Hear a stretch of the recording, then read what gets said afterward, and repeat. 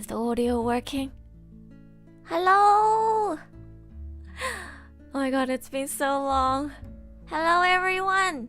Can you hear me? Is the audio working?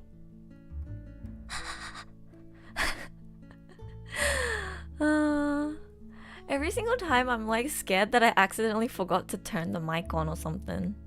Hello. Welcome. We have so many people today. Oh my god. How many people do we have right now? So many people. Hello. Hi, Himawari. It's nice to see you again. Oh my god, it's been so long since I saw you in chat. Hello, Zetarumi, Suzu, Matcha mo irashai. Mana, you're here again. Hello. 聞こえる。よかった。こんばんは。Hello. I'm sorry the intro went on for so long today. It's because I just finished taking a shower and I was like, oh my god, the stream starts in like 15 minutes. And then, yeah, I was like, wait, no, I have to promote, I have to retweet on Twitter and tell everybody that it's starting. And yeah, that's why the starting screen went on for a bit longer today. But yeah, today is just going to be a chill chat about anime. You missed this? I'm glad to have you here again. Yeah, we're gonna be talking about seasonal anime today. I was thinking, like, should I make a PowerPoint presentation so we go through each anime in order so it's easier for me to make timestamps? But I was like, meh, it's too much effort. It's a zatsudan. It doesn't matter. We can jump around different topics as much as we want. So, but yeah, if you looked at my description for today, I wrote down all of the anime that I'm watching this season. I think there's like 9 or 10 shows. Oh, Emma, hello. It's your birthday today? Happy birthday! Happy birthday to you. Happy birthday to you. Happy birthday, dear Emma. Happy birthday to you. Yay! Oh my god, I get to be that streamer who wishes somebody in chat happy birthday. Wow, thank you for giving me this experience. Genshin virtual cake? Oh yeah, Genshin gives you a virtual cake for your birthday. Yay, happy birthday! And happy birthday to you too, Mana, even though it's not your birthday anymore. But happy birthday for yesterday! What are we gonna talk about? Oh yeah, I was saying I had all the anime that I'm watching this season in my description. Wait, let me look at my own description. Oh, Janice! Hello! I just noticed. Hi! Is it your first time here? Welcome! We're talking about anime. Do you watch anime? I feel like a lot of my friends actually don't watch anime anymore. But this season's so good, guys. If you've like been behind on seasonal anime for a few seasons, this is the season to pick up anime again. It's so good. Double-digit viewers? Wait, really? Wow! Yeah, we have 10 people in chat. Oh my god. Amazing. Usually I have like 3 to 6 people in chat. We have so many people today. Yay! Hello. Welcome. I keep forgetting what I was gonna do. Oh yeah, look at the anime I have in my list that I'm watching. What are you guys watching this season? So this season I'm watching SPYxFAMILY, Shikimori-san, Heroines Run The Show, which is the new Honeyworks anime. I'm watching Komi-San season 2. I'm watching 理系が恋に落ちたので証明してみたリケ恋 season 2. I'm watching カッコウの許嫁 which is a couple of cuckoos. I still don't know why it translates to that. I'm watching the new Love Live Nijigasaki anime, even though I only watched like 1 episode, but I am watching it. And I'm watching Boy Kongming. Oh my god, guys, you know, I was going to stream this on Friday, but then I changed it because the Niji Sanji EN collab was happening. So I decided I'll binge Kongming before the stream, so we have 1 extra show to talk about, and it's so good. Oh my god, パリピ孔明だっけ日本語。めちゃくちゃ面白い。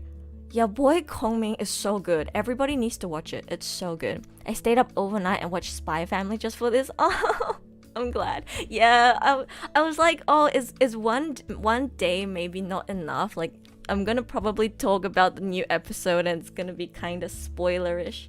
There isn't really anything to spoil though for the new episode. She just goes to school and meets Damien. That's it. Oh, and Yoru is really badass. Like, there isn't really any like major plot points to spoil in the new Spy Family episode. So even if you haven't watched it yet, it's fine. I don't think it's a problem if we talk about it and you haven't watched it yet. You don't really get anything spoiled. Because for me, the peak of the new Spy Family episode is Damien's CV Fujiwara Natsumi-san. Oh my god. Himawari, Fujiwara Natsumi-san no Damien 最高じゃない? Komi is so good even though the premise is so insane. Yeah, Mana, I was looking at other people recommend shows to watch from this season, and obviously when people touched on Kongming, they were all like, oh, the opening song is a banger and it's really like funny. And when I watched clips of the opening, I thought it was just one of those shows where the opening is really, really fun and people watch it for that reason, and the actual show itself isn't that interesting. But then I watched it and I was like, the opening isn't even the most important part of this show. It's the show itself that's so good. I swear, if there wasn't Spy Family this season, Kongming would be like number one, for me at least. It's so good. I almost want to put it at number one alongside Spy Family. That's how good it is. But yeah, I think we'll talk about Kongming a bit later. Let's talk about Spy Family first, since everybody probably has watched it. It's the one show that everybody is watching. Maybe even Janice is watching Spy Family. Janice, are you still here? You watching Spy Family? I feel like everybody and their moms are watching Spy Family. Damien, my son, he's actually really cute. Or maybe I feel that way because I see so much fan art of him being blushy next to Anya. Wait, can we talk about the amount of Damien x Anya like adult AU fan art that's on Twitter? What's with that? Like, I get it that maybe, they have lots of interactions, he's an important character, people ship them, but why are so many people drawing them in their adult forms? Like, before this new episode came out, I swear I saw more like images of Damien in his adult form than his like child form. I didn't even know how he looks like as a child. Oh, Janice subscribed to the channel. Welcome. Do you guys see that alert? For anybody who's never seen the alert. Wait, is the alert sound working? I didn't have my headphones in.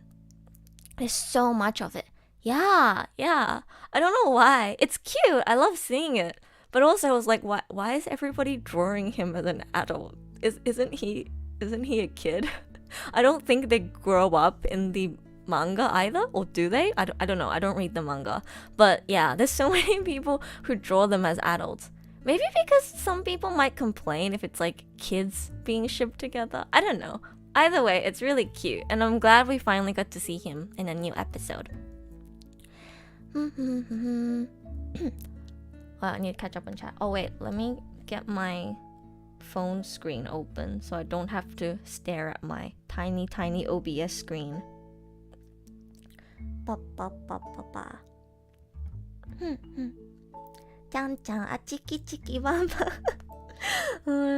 opening song is such a banger though. Not yet in the manga? Yeah, I've seen a few panels from the manga and it doesn't seem like there's like a episode where they like magically grow up or anything. So I was kind of confused as to why everybody is drawing them as adults. Anya's was so it's so iconic. It's so iconic. They animated it so well. I saw like comparisons to the manga panel and it's like, it's so accurate. The anime adaptation is doing such a good job. I mean, I'm not a manga reader, which so it's weird for me to say that, but I hear a lot of manga readers say the anime adaptation is so good. So I think they're probably doing a really good job. every single new episode, I am impressed by how freaking good Anya's voice acting is. Like, 種崎敦美さん強くないですか？めちゃくちゃ声の幅広くない？種崎敦美、she's so good. Do you guys know Anya's voice actress? 種崎敦美さん. She like, in my head, I knew her more for the like kudere type of characters. Like, she voiced what was her name? Anju, was it? The pink-haired cosplayer girl from Juri-sama, yeah, from My Dress-Up Darling, who kinda is like, has a more, how do you describe it? Like, yosoisoshii kanji? God, I'm having trilingual struggles today. I can't speak in one language. But yeah, like, I know her better for characters who speak in a lower tone or like speak with less energy, if that makes sense. And I'm really, really surprised at how convincing and fitting she sounds as Anya. I have no idea how she does it. So good. It's a great adaptation. Yeah. Anime is making me love Spy Family more and more. Yeah, it's so cute. It's so good. Same as Juju from, Juju-sama from My Dress-Up Darling. 種崎さんのキャスティングは意外だったが結構気に入った。そうそう、びっくりした。めちゃくちゃ似合うよね。Like, I think I listened to a little bit of Spy Family radio hosted by the voice actors, and I think she was put to do an audition for Yoru, but she personally asked if she could audition for Anya as well because she really, really wanted to play Anya, and she got the role because, oh my gosh, she sounds so perfect. Like, I cannot explain how perfect Anya sounds. I mean, all of them sound really fitting, but like, I feel like Anya specifically, the Japanese voice acting, is just so on point. It's perfect. It's so good. If you guys ever come across like a video on YouTube of like other characters that share the same voice as Anya, check it out and see how wide her voice range is. It's insane. She goes from like cute to shonen to then like one-san to then like kind of like kudere, and then she goes to like the kind of cool girl type, and then she goes to like the little kid. Like, I'm like, how do you do it's like there's like 10 different voices in her vocal cords. She's so amazing. Need to catch that radio. Yeah, I need to too. I've really watched snippets of it.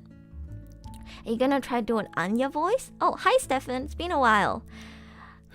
Yeah, I've been thinking about doing Anya voice. I'm still practicing. I think I'm gonna try and release a shorts video every week. I'm really busy with writing papers for university, so I can't make long form videos for a while, but I will try to stream once a week and also release a shorts video every week probably. So I'm probably gonna be voicing a different character every week. This week I posted Shikimori-san as a shorts video if anybody checked that out. Last week I did Yoru, and I think next week I will try to do Anya or maybe Marion. I want to try voicing Marion as well. But yeah, I'm gonna try and voice a different character every week. I'm still practicing Anya. I'm not that good with my lolly voice. Chichi. ずっと前から父の子供のアンニャです。I still need to study. I need to study how her voice tone is like, and then I can probably get it to sound more accurate. Right now, I haven't practiced yet. Anya, peanuts が好き. She's so cute. Yeah, my request. Yeah, Emma, I did your request for Shikimori-san. I actually really wanted to voice Shikimori-san. She's so cool. For me, Yo and Lloyd are exactly how I wanted them to, but Anya was the question mark, so pleasantly surprised. Yeah, honestly, Spy Family cast is just so perfect. It's so perfect. I have zero complaints for it. It's actually the perfect casting. And Anya was definitely the one that was like the biggest pleasant surprise. I am so surprised that she sounds so perfect as Anya. What do you think is my best character impression? That's really difficult. Best character impression? Definitely not the lolly or like the very high-pitched voices. I think I actually do more accurate character impressions of characters with a deeper voice than characters with a high-pitched voice. Wak wak!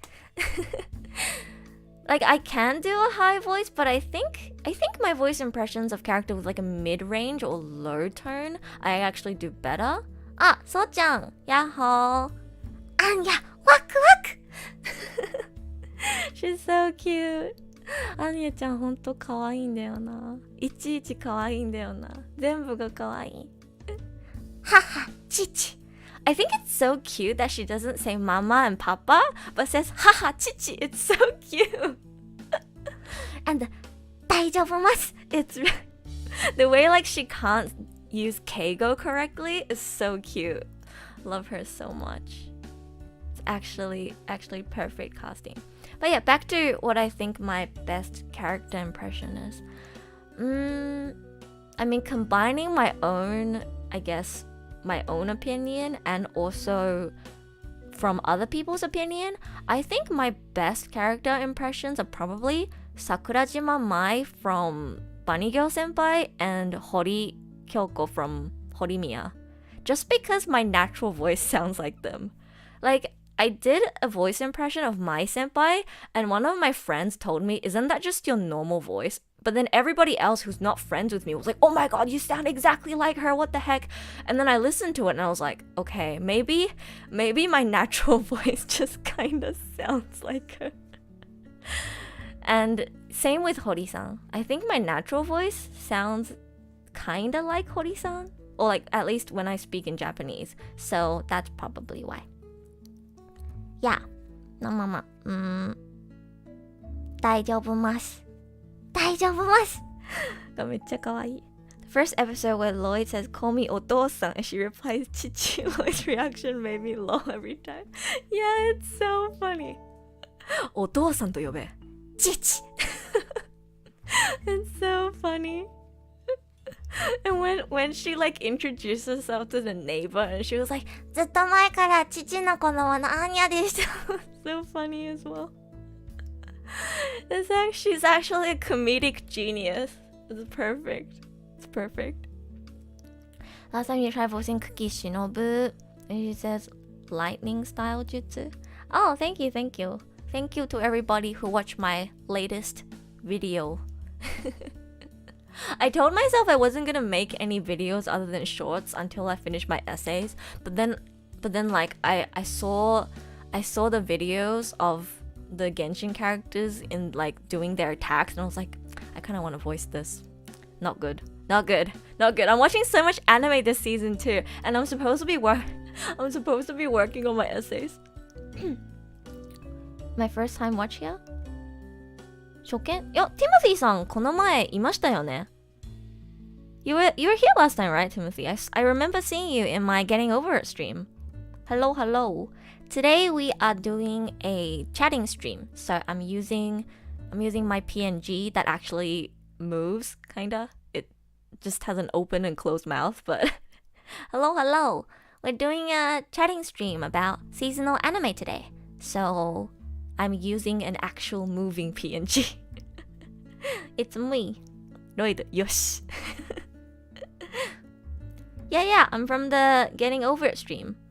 I just realized people might not recognize me if they've only watched my gaming streams because I use a different picture.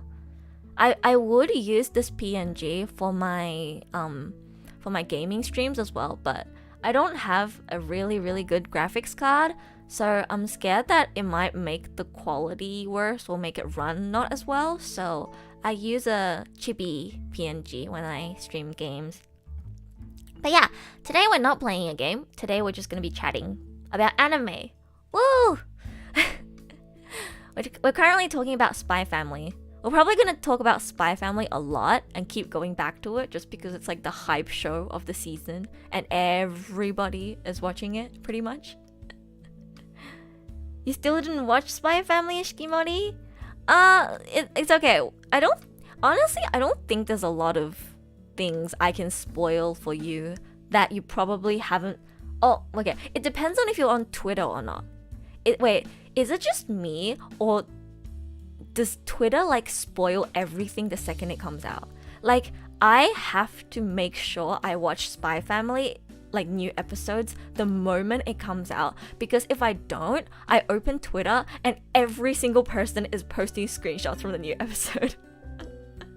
So like, you kind of have to watch it as soon as it comes out, or else you basically get the entire thing spoiled. I've got some parts from the manga spoiled too, because people can't stop posting screenshots. But then I don't want to mute anything because I like seeing the fan art and stuff, so it's really hard. But yeah, Twitter's a scary place if you hate spoilers. Yeah, honestly. Honestly, if you want to avoid spoilers, you really have to stay away from Twitter. But yeah, latest Spy Family episode. Wait, how many people in chat has watched the new episode? It was episode 6, I think, Spy Family.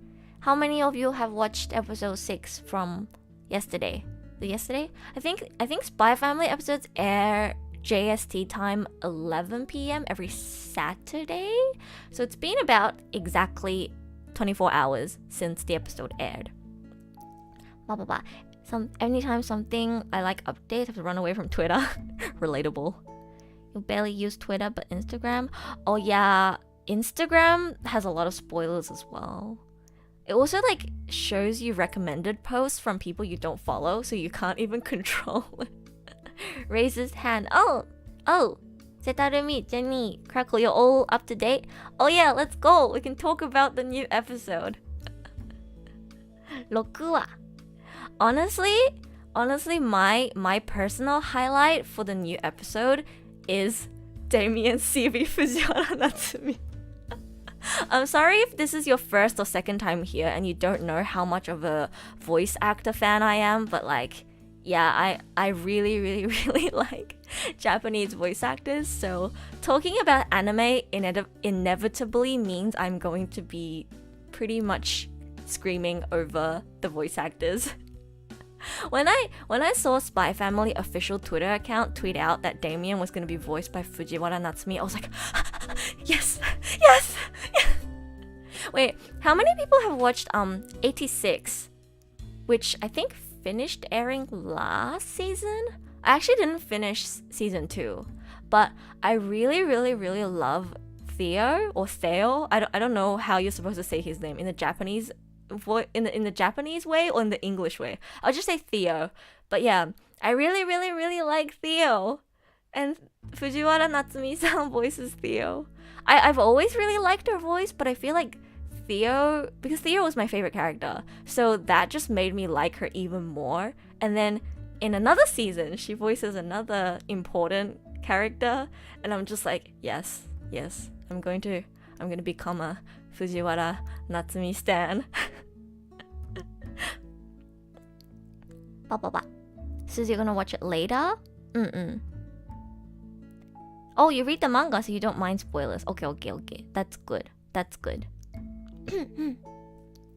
My voice does resemble Bunny Girl Senpai and Hori-san. Yeah, I get a lot of people tell me that I sound like Hori-san a lot. Mizukage from Naruto? Who's the Mizukage again? I don't remember. It's been so long since I watched Naruto. But yeah, we are talking about seasonal anime this stream, so try to stay on topic if you can, because or else I'm gonna jump around so much, and I'm not good at handling streams yet. How many people do we have in chat today? 12 people? Okay, that's still manageable. I did promote this on my Instagram account today because I want to talk to more people about anime. So, but yeah, we want to talk about seasonal anime mostly today. I haven't decided how long I want to stream for today, but there are a lot of anime to talk about, so it's probably gonna go on for at least like 3 hours, I think. Who's you guys' favorite characters from this season? I'm thinking about what's my favorite. There's so much good stuff going on this season. It's really hard to pick a favorite, honestly. Like the seasons going on as well. Kaguya-Sama season 3, Komi-San season 2, and Rikekoi season 2. Don't know if you guys are watching the new seasons, but it's been so long since I've had this many shows to watch in one season. Cause I remember last season I was watching My Dress Up Darling and like that's it. And this season I'm watching like 9 shows. Aker from Komi is your favorite? Yeah, she's so good. I actually really like her. Really happy with the casting for Wise Chef and Twilight's handler. Ooh, actually I haven't looked closely at every single cast member in SPYxFAMILY. I should go check it out. What's my favorite episode so far in SPYxFAMILY? Oh, that's really hard. What was my favorite episode? Wait, I have to look at my own anime review account to like check which episode is which. My favorite episode. I think my favorite episode is episode 4, probably. The episode where they go to like the school for the first time to meet the teachers, and Anya is like, I love my parents. I want to be with them forever. That was such a tear moment. That was so cute. Like, I saw people post manga panels of it before the episode even aired, and I was kind of annoyed because it was a spoiler. But then I watched the actual show and I was like, this hits different. This hits different when I actually watch it and I hear the voice acting, and you know, I see like what actually goes on before and afterwards. That was such a precious moment. That made me tear up a little. Like, it's the way both Lloyd and Yoru lost their shit when the teacher made her cry. Like, they're both trained professionals, right? Yoru's an assassin, Lloyd is a spy. They both have to hide their identities. They're professionally trained to like not show their emotions and not lose their cool, because they need to be like that for, you know, in order to complete their mission and do their job. But then both of them absolutely lost their shit when the teacher made Anya cry, and I was just like, that's so precious. They care about her so much. It's so precious. Oh god, I need to get better at actually catching up to chat.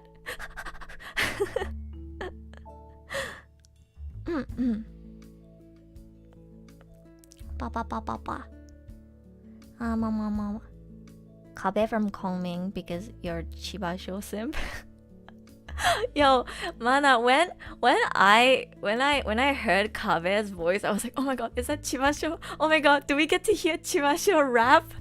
Honestly, Kongming's cast is so good as well. The way they got Okiayu-san, wait, it's Okiayu-san, right? For Kongming. Well, I need to fact check this.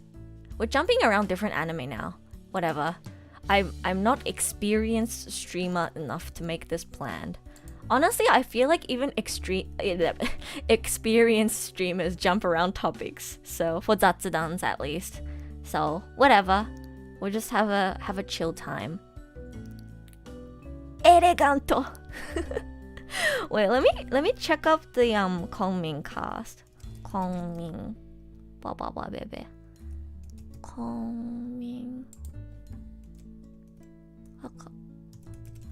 I'm sorry if my keyboard is loud. I got a new keyboard recently so that I can switch between my phone and my laptop quicker.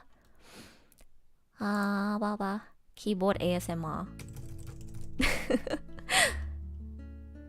Yeah, it's Okiayu-san. I actually met Okiayu-san, the guy who voices Kongming.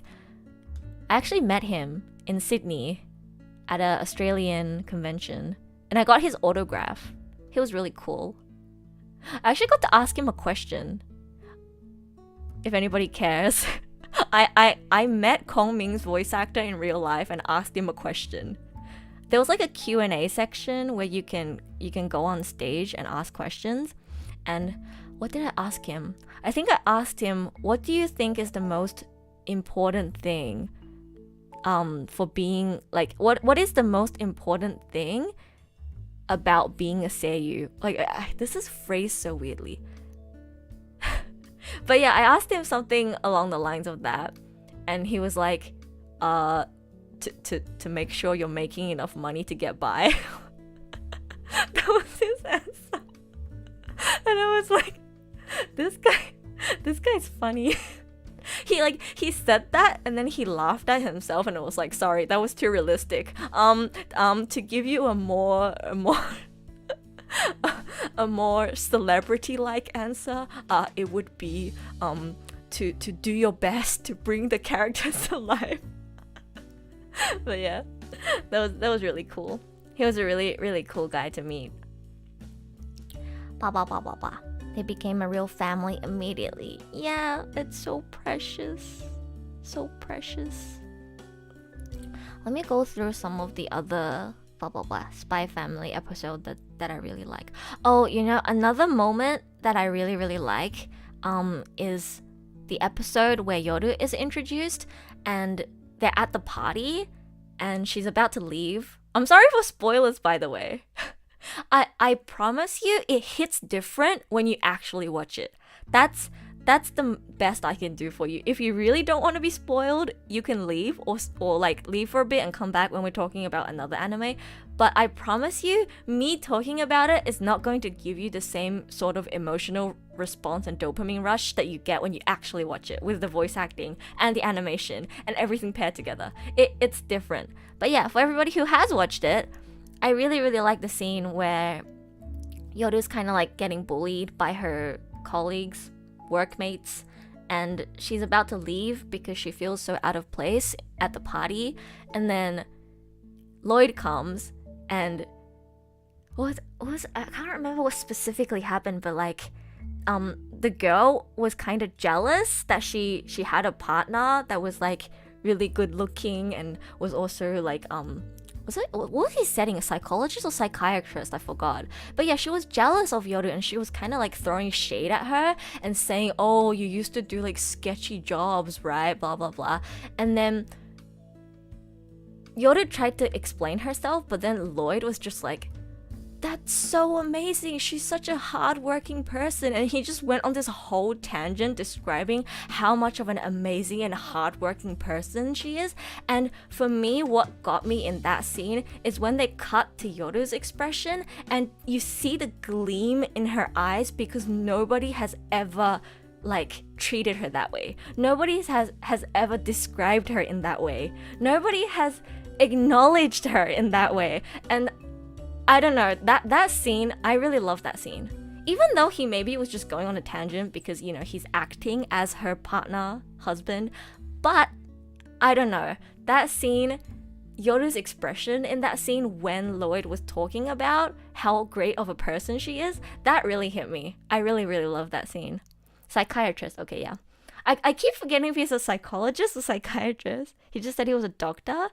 I just remember Anya saying, 心のお医者さん I don't remember exactly if it was psychologist, psychiatrist, but yeah. 心のお医者さん Doctor who helps people's hearts. Yeah, she's never experienced genuine support. Yeah, I mean, we haven't got to see like deeper aspects of their backstories yet in the anime.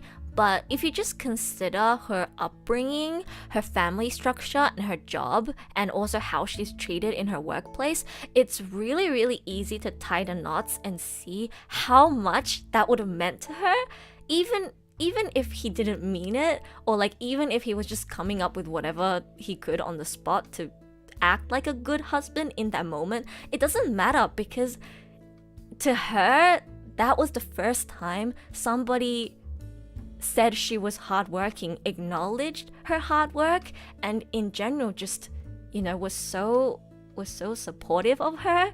And yeah, that moment really hit me. That moment really hit me. I really, really, really like that. Psychiatrist.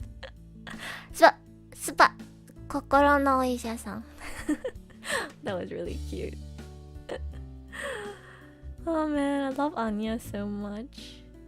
They're all so precious. It's really clear that like just a few episodes in, they are all like so attached to each other and you know, they keep reminding themselves. You see Yoru and Lloyd especially in their monologues reminding themselves, I know this is just a fake family. これはただのかりそめな家族だ. They're always reminding themselves, this is just a fake family. This is just a fake family. But then they also see themselves getting more attached to these fake, quote-unquote, fake family members more than they initially intended to, I guess. And yeah, it's really precious. It's really precious.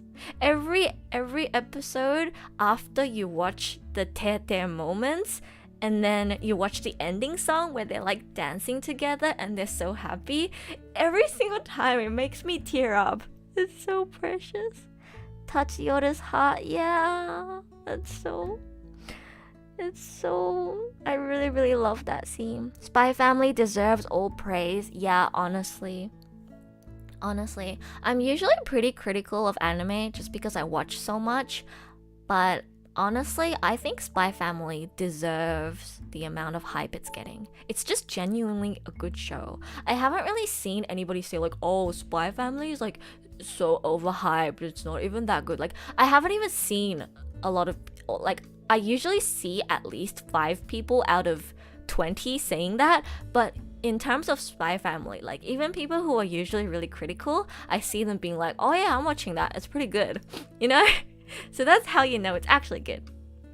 Hello, good evening. Is it your first time here? Welcome. We are talking about seasonal anime. Glad to see. Hello. Taka, hello. Meanwhile, Anya, I ship my mom and dad. I love the fan art of like Anya pushing them to be together.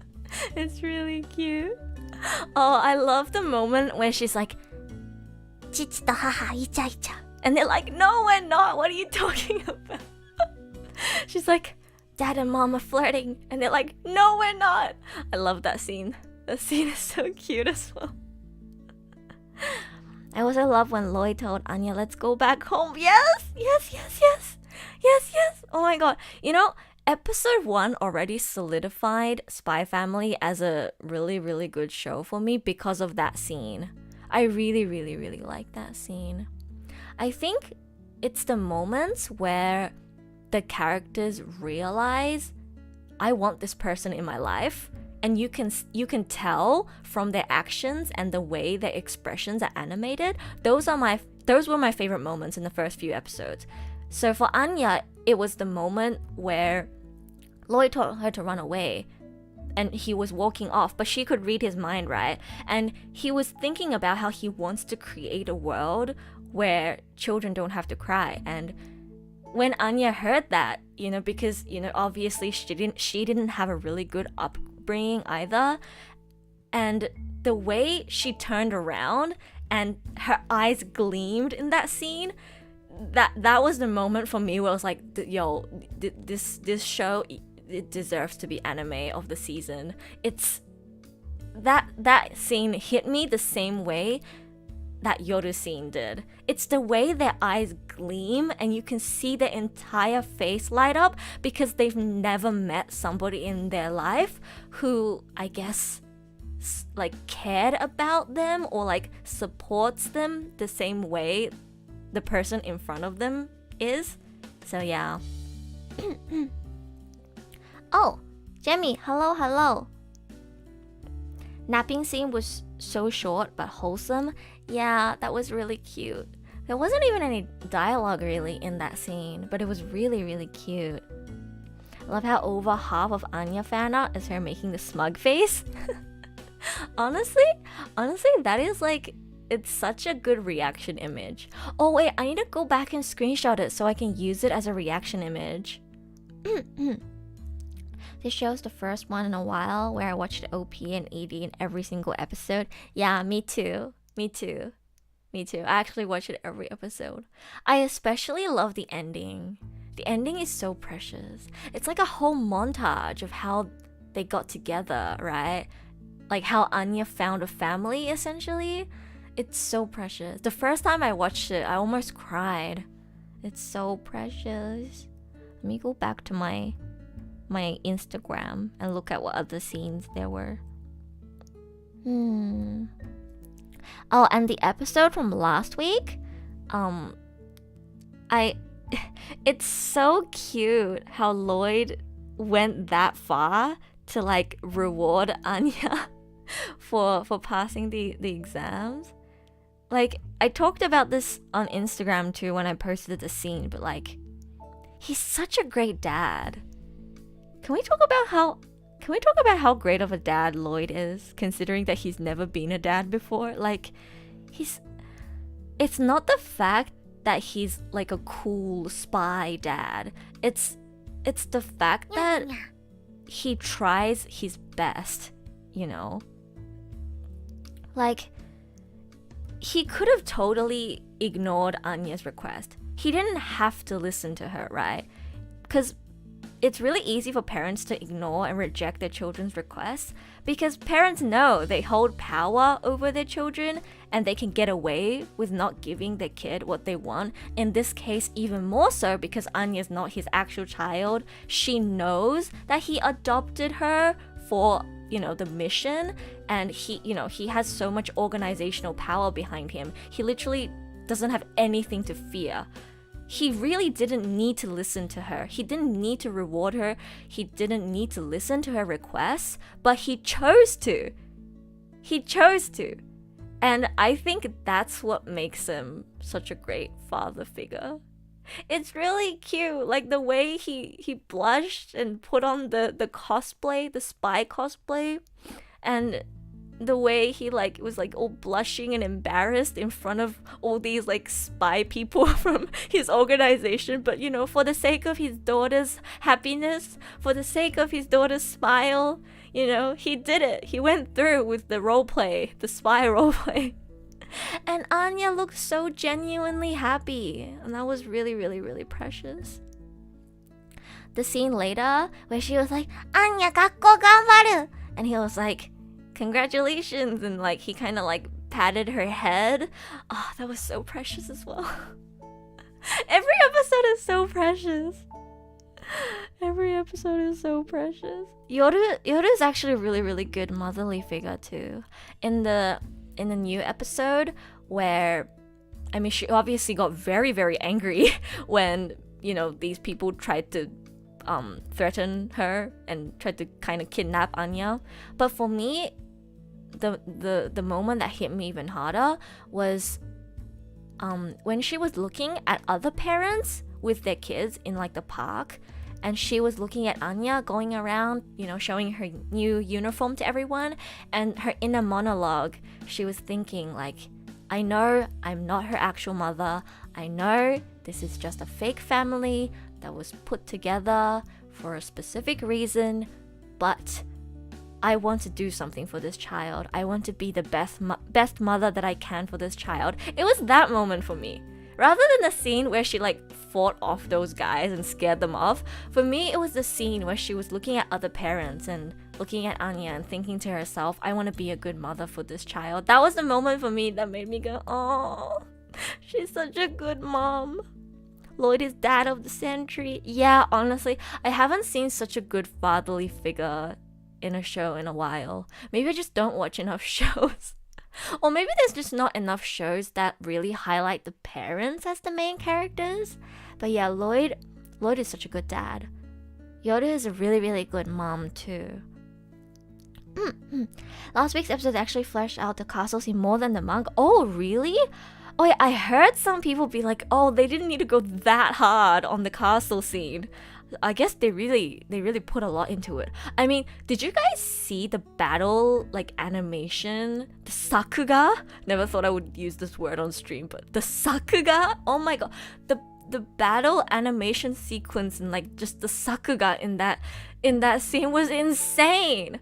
It was so good, especially the part where Lloyd was like running forward and he was like jumping up and down and like getting through all the people. Yo, that was like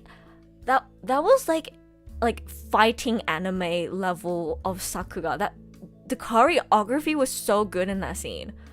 Now that I'm talking about it, I want to go back and rewatch.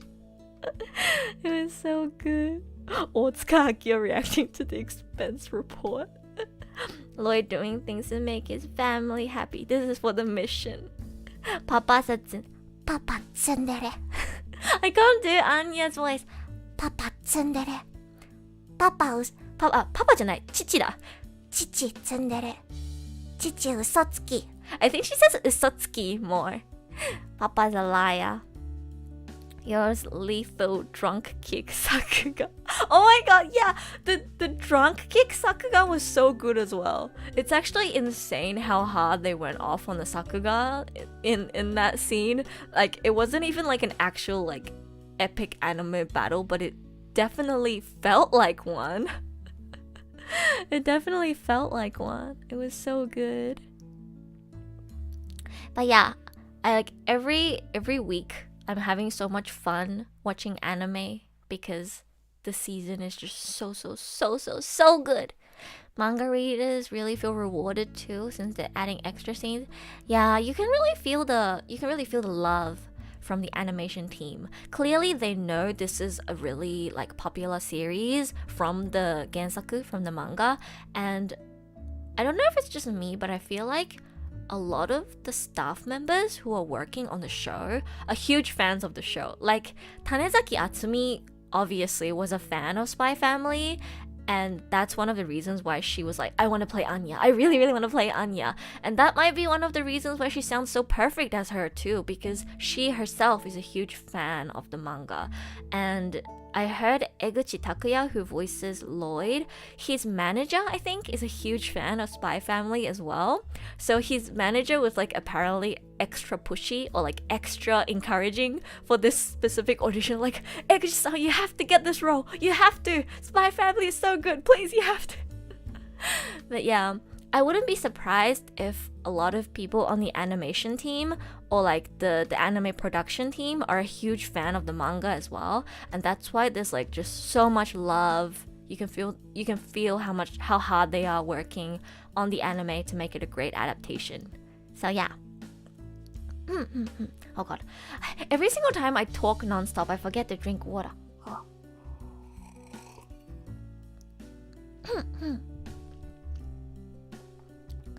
I'm looking forward to next week's episode as well. So wholesome to see the VAs get the role they're passionate for. Yeah, I love seeing that. I'm really happy for Tanezaki-san. She got Anya's role. She was saying on radio that she got the audition offer for Yoru, but in her mind, as a manga reader and as a fan of the series, she was like, Yoru has to be Hayami Saori. Like, it's not me. I know it's not gonna be me. It has to be Hayami Saori. Like, she had such a clear vision of who she wanted Yoru to be, and it was Hayami Saori, who's Yoru's CV. So that's why she wanted to play Anya, and I think she just personally really wanted to play Anya. So she probably worked really hard on creating her performance for Anya. But yeah, you can really feel the passion. That's probably why it's so perfect. It's actually one of the best castings, like in terms of fitting, one of the best castings I've seen in a while. I think Damien Fujiwara Natsumi is also a really good casting. Or maybe I'm just biased. I'm sorry. I still can't get over Damien CV Fujiwara Natsumi. She sounds so hot. I hate to say this about a little kid who's like, I don't know, in primary school. How old are they? But like Fujiwara Natsumi's voice is so hot. She sounds so good. Guys, why is Fujiwara Natsumi's voice so hot? Why is her Shota/shonen voice so good? She sounds so good. I was watching the new episode and I hated myself for low-key fangirling over Damien, even though he's like a little kid who's like bullying his classmates. But like his voice His voice is so good. When he was like looking at Anya and he was like, oh, did she fall in love with me at first sight because I'm so handsome? And he was like, how cute. And like the 可愛いじゃねえか, the way he said that is it just me? When he said the 可愛いじゃねえか, I really loved the way Fujiwara Natsumi voiced that scene. That was so good. He sounded so good in that scene. 可愛いじゃねえか. I really like that. Really like that. OMG, I love that so much. Yeah, I really like that. Decided in my head Hayami should be Yoru a long time ago too. Yeah, I think a lot of people like predicted or wanted Hayami-san to be Yoru. I mean, including Tanezaki-san herself, right? So, yeah, I'm really glad they ended up casting Yoru as Hayami-san. But then, when the casting was announced, so many people were making jokes or like references to Ore ga Eru, if you guys know. Ore no seishun love kome wa kitto machigatte iru or something like that. I am so used to saying Ore ga Eru, I forgot the actual title. But yeah, you know, Ore ga Eru, because Eguchi Takuya and Hayami Saori voiced the main couple, I guess, in that show as well. So everybody, when the cast was announced, it was just like, oh, it's Hachiman and Yukino. Yeah. But yeah, I think they really fit the characters really well. Eguchi-san fits Lloyd so well as well. But yeah, I'm excited to see like future character casts too. I want to see Yoda's younger brother. I mean, we heard his voice on the phone. Ono Kensho's 姉さん助かるマジで助かる小野賢章の姉さん助かる I was so 助かる by 小野賢章姉さん I'm still thinking about that. It was just over the phone, but like I replayed that scene like 5 times because 姉さん助かるI don't know if we'll get to see Yoru's younger brother in the anime. Hopefully we will someday, but yeah, 助かる小野賢章as younger brother character 助かるI'm sure there's gonna be more amazing seiyuu joining the cast in the future. Because it's, I mean, such a hype show, it's probably definitely gonna get a season 2 as well. So I'm looking forward to seeing more amazing seiyuu being casted. Looking forward to more on Kensho as Yuri and one of Lloyd's co-workers. I won't name for spoilers. Yeah. Honestly, though, as much as I want to stay anime only, I watched episode 1 and I was like, I want to buy the manga. I watched episode 1 and I was like, I want to buy the manga. It's so good. It's so painful waiting for a new episode every week because it's actually so good. Good thing they don't really end on cliffhangers, so it makes it slightly easier to wait. But yeah, I'm 99.9% probably going to turn into a manga reader after season 1. So probably by the time season 2 comes out, I'm gonna be a manga reader. I'm gonna join the manga reader squad. It's just too good. But then if I read the manga, I'm probably going to try voicing some of the female characters that come up later before their official voice actors are announced. because that's just how I am. I love guessing and like I guess voicing characters myself before their seiyuu are announced. So yeah, I'm probably gonna be doing that. That's how Mob Psycho 100 made me feel. Oh my god, wait, didn't they announce like Mob Psycho new season like yesterday or something? Was it? Wait, let me search that up. Mob Psycho new season. Was it season 3? I feel like I saw people tweet about it. Yeah. Mob Psycho season 3. Woo! We're getting season 3. Yeah, it was like 2 or 3 days ago. Bones announced that there's gonna be season 3 and it's gonna be released in October. We're getting October. We're getting Mob Psycho season 3 in October. Let's go! Mob Psycho is so good. So good. I saw that they like brushed up Reagan's like character illustration. And then somebody was like, can they stop yassifying Reagan? They made Reagan look hotter. Anyways, we need to stay on topic for this season. How long has it been? I feel like we've been talking about Spy Family for like an hour. Oh my god, it really has been like an hour. Okay, let's move on to talking about some other anime. So, what else are you guys watching this season? I mean, I already told you guys what I'm watching. I'm watching Spy Family, Shikimori, Heroines Run The Show, Kaguya-Sama, Rikekoi, Couple of Cuckoos, Komi-San, Love Live, and Boy Kongming. I mean, I guess the second and third seasons are just continuations. So maybe we should talk about the newer shows first. So, Shikimori-san, Heroines Run The Show, Couple of Cuckoos. I guess Love Live's kind of like continuation too. And then Boy Kongming.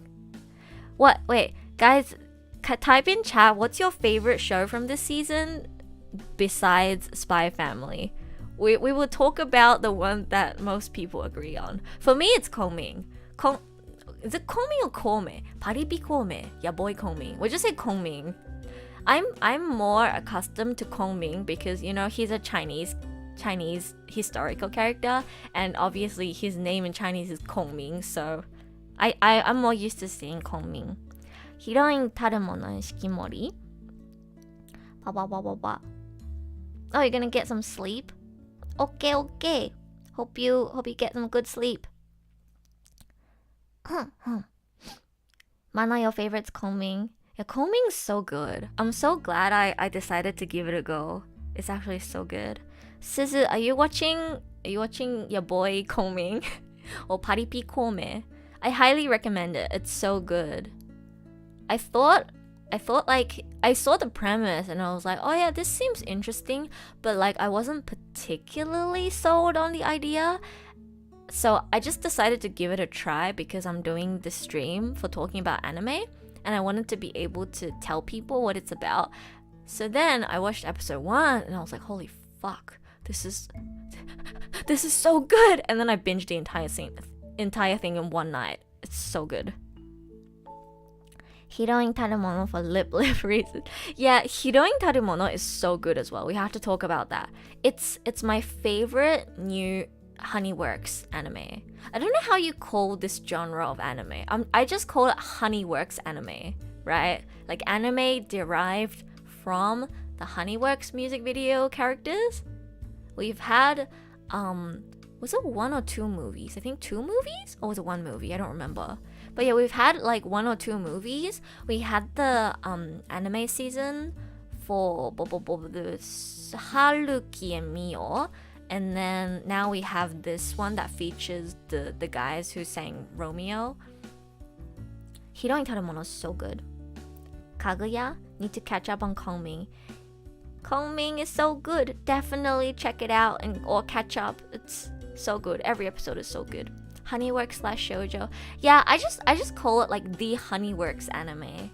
Cause you know when the first movie came out, it was like Kokuhaku I forgot what it was called, but like when the first Honeyworks movie came out with the like the squad, what do you call them? Like the couples, the three couples.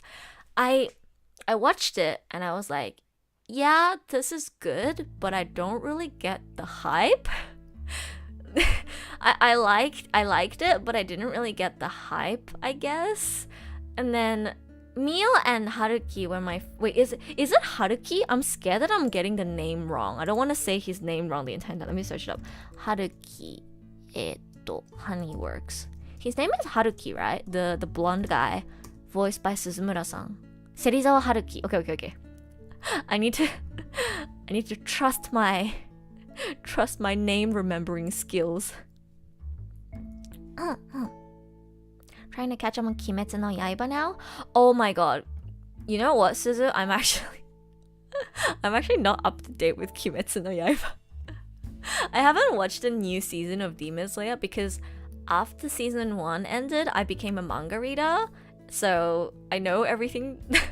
I know everything that happened. And honestly, this arc is actually what do they call this arc? The Red Light District arc? I can't remember what it's called, but this arc is actually one of my favorites from the manga. So I was excited for the anime. It just happened so that when it came out, I was busy with other stuff, and I've read the manga, so I was like, whatever. I'm not scared of spoilers since I've already read the manga. So I just kind of put it off, and I still haven't watched it. That's the next thing I need to catch up to. The animation looks insane. Also, can we just talk about how Tanezaki Atsumi voices one of Uzui's wives, but then she voices Anya? Like, that's all you need for the comparison, really. She voices, I can't remember their names, I'm sorry, but she voices Uzui's wife that has black hair and a long ponytail. If you just compare her voice to Anya, it's like, holy crap, this woman has like 10 people living in her vocal cords. Like, her voice range is insane. She sounds so convincing no matter who she voices. The new Kaguya-Sama season is so good too. Oh man. But okay, the first thing I want to do for you guys is I'm gonna sell you guys on Kongming, since there are people in chat who I think haven't watched Kongming yet. So okay, the first thing I'm gonna do is I'm gonna sell you guys on Kongming. So, your boy Kongming. Reason number 1 why you should watch it. The opening song is a banger. Have you guys seen the opening song to Your Boy Kongming? It is such a banger. It is actually like opening of the season. I mean, I recommend it for reasons other than the opening, but the opening is definitely a reason to check it out as well. It's so catchy. It's like brainwashingly catchy. I can't remember how to sing it. I need to learn how to sing it. I want to sing it. Oh my god. I want to sing the Kongming opening for karaoke. That would be so fun. That would be so fun. Oh my god.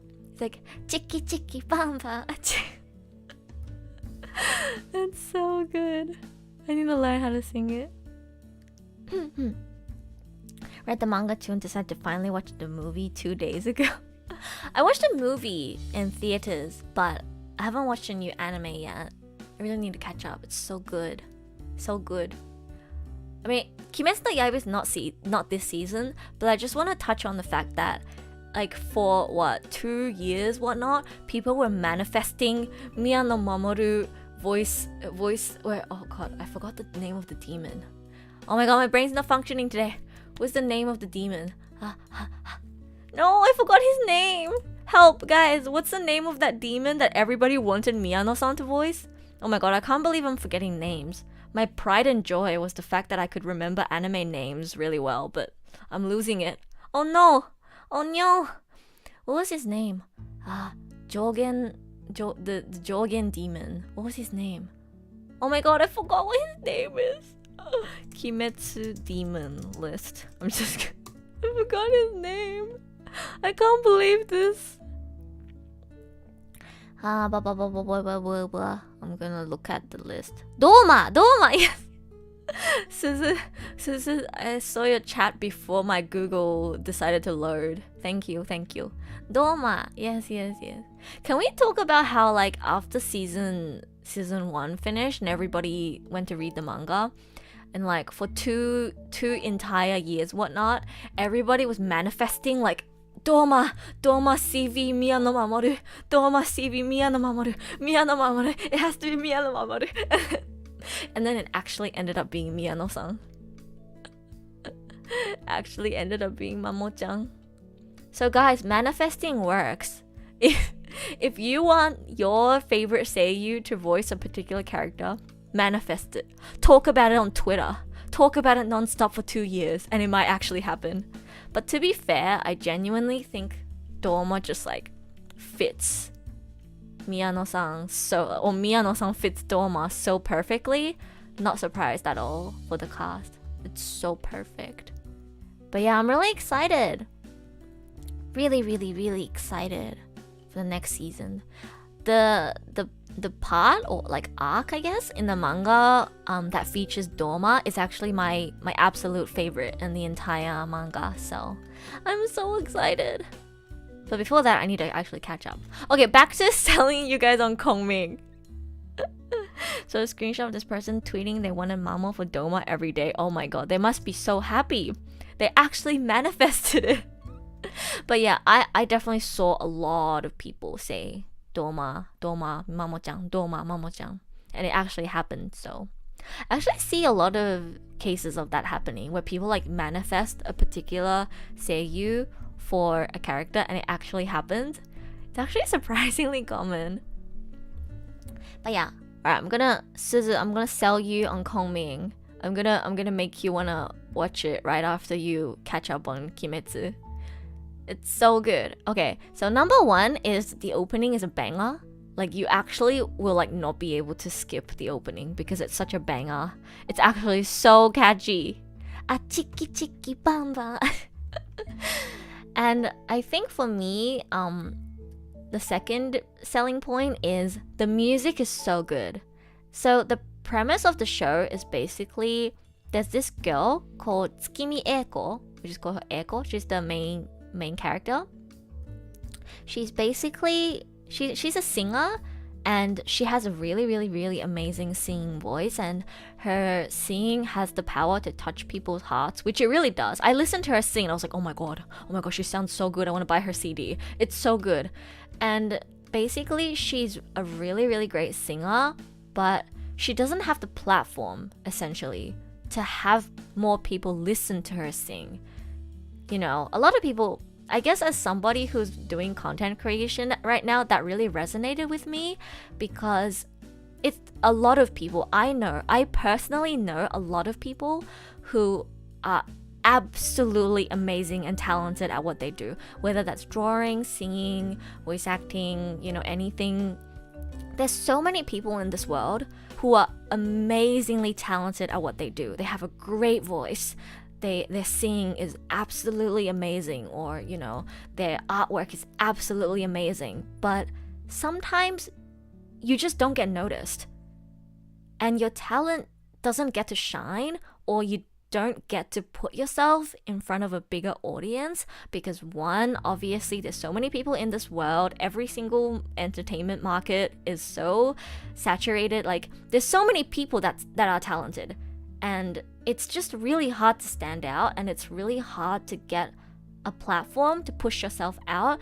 And I feel like looking at Eiko was exactly that. She's somebody who clearly has talent and passion for music, for singing, but she only gets to sing at a tiny little bar in Shibuya, was it? Because she just can't put herself, she just didn't have the luck, the connections, or like, you know, somebody giving her the opportunity essentially to sing on a bigger stage. She couldn't get more people to hear her voice, and I really resonated with that. So seeing her, so okay, the premise of the show is basically this girl who's amazing at singing and doesn't have a stage to sing on essentially. She's gone to auditions and stuff, but she keeps failing them, and she's about to give up her dream of singing on a bigger stage because, you know, she's not lucky, she doesn't have connections, she just can't find the platform to push herself out there. And then Kongming who, if you guys don't know, is a Chinese historical figure who was a famous war tactician. He's known for his wisdom, and he's sorry, I'm not very familiar with Chinese history, but even I know him because he's super famous. He's a really famous war tactician, and he led many like armies and stuff, and like led his party and his leaders to victory many times because he's so smart and so wise, and he has like these like formations or something that he uses, you know. Yeah, I don't know I don't know history that well, but basically he's this really smart and amazing tactician from ancient China. And Oh man, this is making me emotional. It'll make you even more emotional when you watch the actual show, I promise. But yeah, so basically he dies because, you know, historically he had to pass away, and he gets reincarnated into modern day Japan. Or is it Japan? Is it Tokyo? Yeah, he gets reincarnated in modern day Tokyo. And basically he ends up in Shibuya, I think, and one of the first places he goes to is a bar, a nightclub, and he hears Eiko sing on stage, and her music, her singing voice immediately resonated with him, and that's where everything begins. So he gets to know her better, and you know, he finds out that she is about to give up on her dream of singing on a bigger stage because she's not getting a platform to, you know, show herself to more people, essentially. And she's starting to lose confidence in herself and feel like, you know, she doesn't have any talent. And he tells her, like, no, you shouldn't give up. Your music has the power to touch people's hearts, and I can vouch for it because your fan is you have a fan right in front of you right now. Your music touched my heart. I vouch for it. You have the talent. You deserve to shine brighter on a bigger stage, and I will do everything in my power to make sure you get there.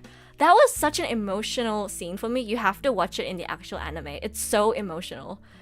That scene sold me to binge the whole show, or up to the latest episode. It was such an emotional moment. Didn't he invent Baozi? What's that? Sorry, I'm not good with Chinese history. I do know him, Zhuge Liang, because he's really famous, but what's Baozi? Wait, is that... wait, Baozi? What's that? I have no idea what that is. I know he has like this whole series of formations that he invented to use during like Senso. But yeah, I'm not sure exactly what he's done historically, but he's known for being really, really smart and wise. And oh, steamed meat buns. Oh, 包子. It's 包子 without the H. 包子. Did he invent 包子? I have no idea. Somebody who's good with Chinese history in chat, if anyone, did Kongming invent 包子? 包子是诸葛亮发明的吗? Wait, I need to Google this. I must Google this. Who invented 包子? Oh my god, wait, really? It was invented by 诸葛亮, military strategist during the Three Kingdoms. Wait, really? Oh my god, wait, my laptop's gonna run out of battery. I just realized I need to charge.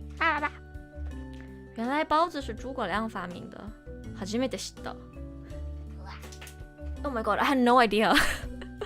Thank you for the fun fact.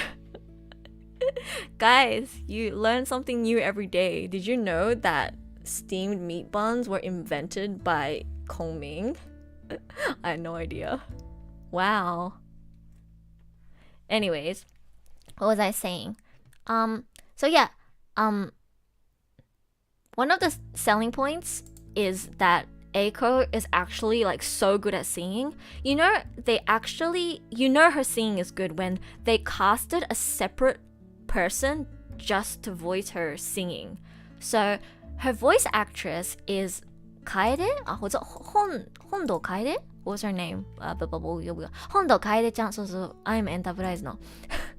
But yeah, her voice actress is Hondo Kaede, but for her singing parts, they actually got a really, really famous utaite, Kuroneko-san. Do you guys know? Her name is written as 96 Neko. She's a really famous utaite with like over 1 million subscribers, I'm pretty sure. They actually got a famous utaite to voice her singing parts. That's how you know they're serious about it. And like her singing is genuinely so good. The music they've composed for this show too is amazing.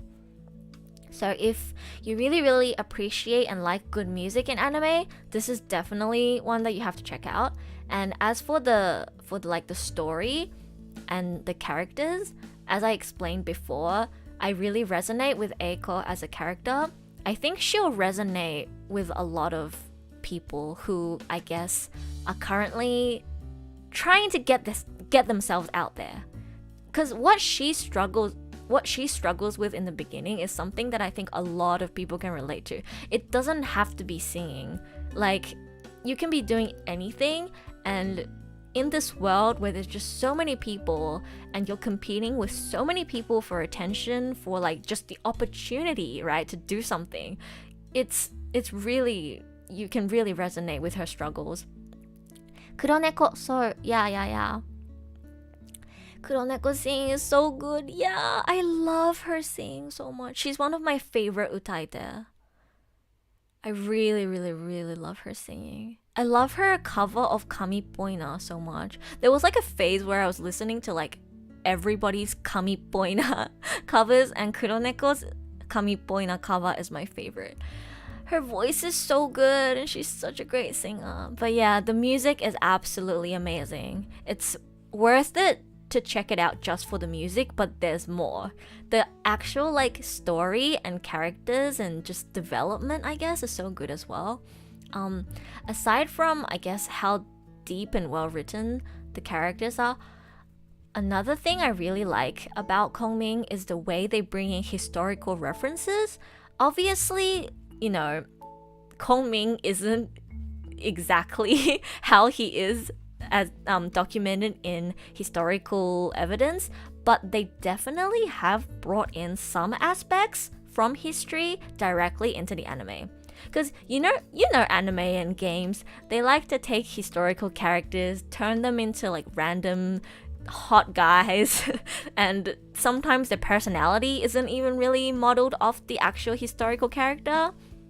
But in terms of Kongming, well, first of all, appearance-wise, they actually kept him kind of similar or resembling to how he was documented historically, or at least how he looked when he was younger.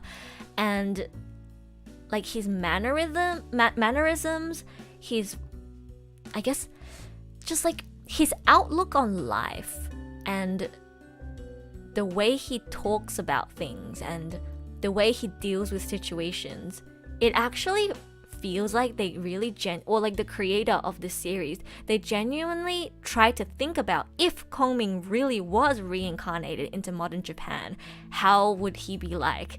And I really like that they did actually try to bring in some historical stuff into the show.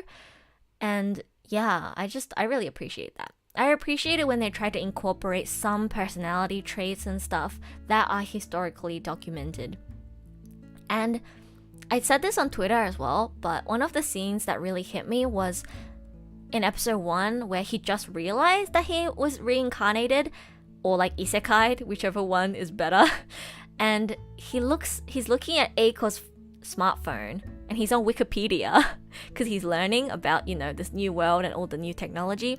He's looking at Wikipedia and he's looking up the historical period of the Three Kingdoms, and he sees that, you know, the kingdom he was leading or he was a part of was destroyed, and he kind of needed a moment of himself to swallow that. I don't know, I really like that scene. I think that was a really nice touch. That scene made him feel really human, you know? Like, he's not just suddenly reincarnated into modern day and he's like, "Ooh, now I'm gonna be the producer of this girl who's pog, yeah, let's go," you know? I mean, it's kind of like that, but also there are definitely moments where you can see his history or his past influencing his decisions and who he is as a person, and I really like that. I really like it when they bring in like some people from the Three Kingdoms period, like pushing his back, or when he kind of sees his old leader telling him that now Eiko is the leader that he must follow, that he must guide, that he must provide support to. I don't know, I really like it. Maybe I'm just a history snob. I really like historical references. Yeah, I really like it when historically documented relationships and personalities are brought into like modern day or like into fiction. It's really nice. And yeah, was it episode 2 or 3? Another interesting part about the way they kind of add in the historical references is, you know how I was saying, as a war tactician, strategist, whatever is the correct word to refer to him, and he's invented like this whole list of strategies for like formations and stuff that they used in like that's historically documented, and he used one of these tactics to make sure that she gets an audience at a concert, and that blew my mind. I'm too dumb to explain this because I don't understand the actual formations properly, but basically he used a tactic that he invented that was used to be used in war to then kind of misdirect or trap people in a concert hall to make sure that they can't leave. And then because they can't leave, then they're forced to stay there and to listen to whoever is in that particular floor. So they are essentially forced to listen to Eiko sing. And that's exactly what she needs, right? If people just give her a chance and listen to her, they'll realize, oh my god, this girl, she's so good, right? So, I don't know, it created a really, really interesting dynamic. I think whoever came up with this premise is a genius.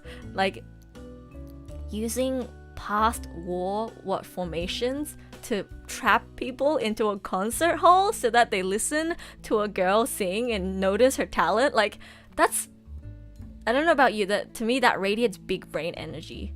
That like blew my mind. And it was so interesting. And every single episode, basically, you see Kongming use his wisdom and like basically his skills to not directly give Eiko success, but to just give her a push. He knows that she has talent, and he knows that she has the ability to work hard, and he knows that she's passionate. All she needs is a platform, and he works behind the scenes to give her that platform that she didn't have before, so that she shines brighter and brighter and her voice reaches more and more people. That's basically the premise of the show.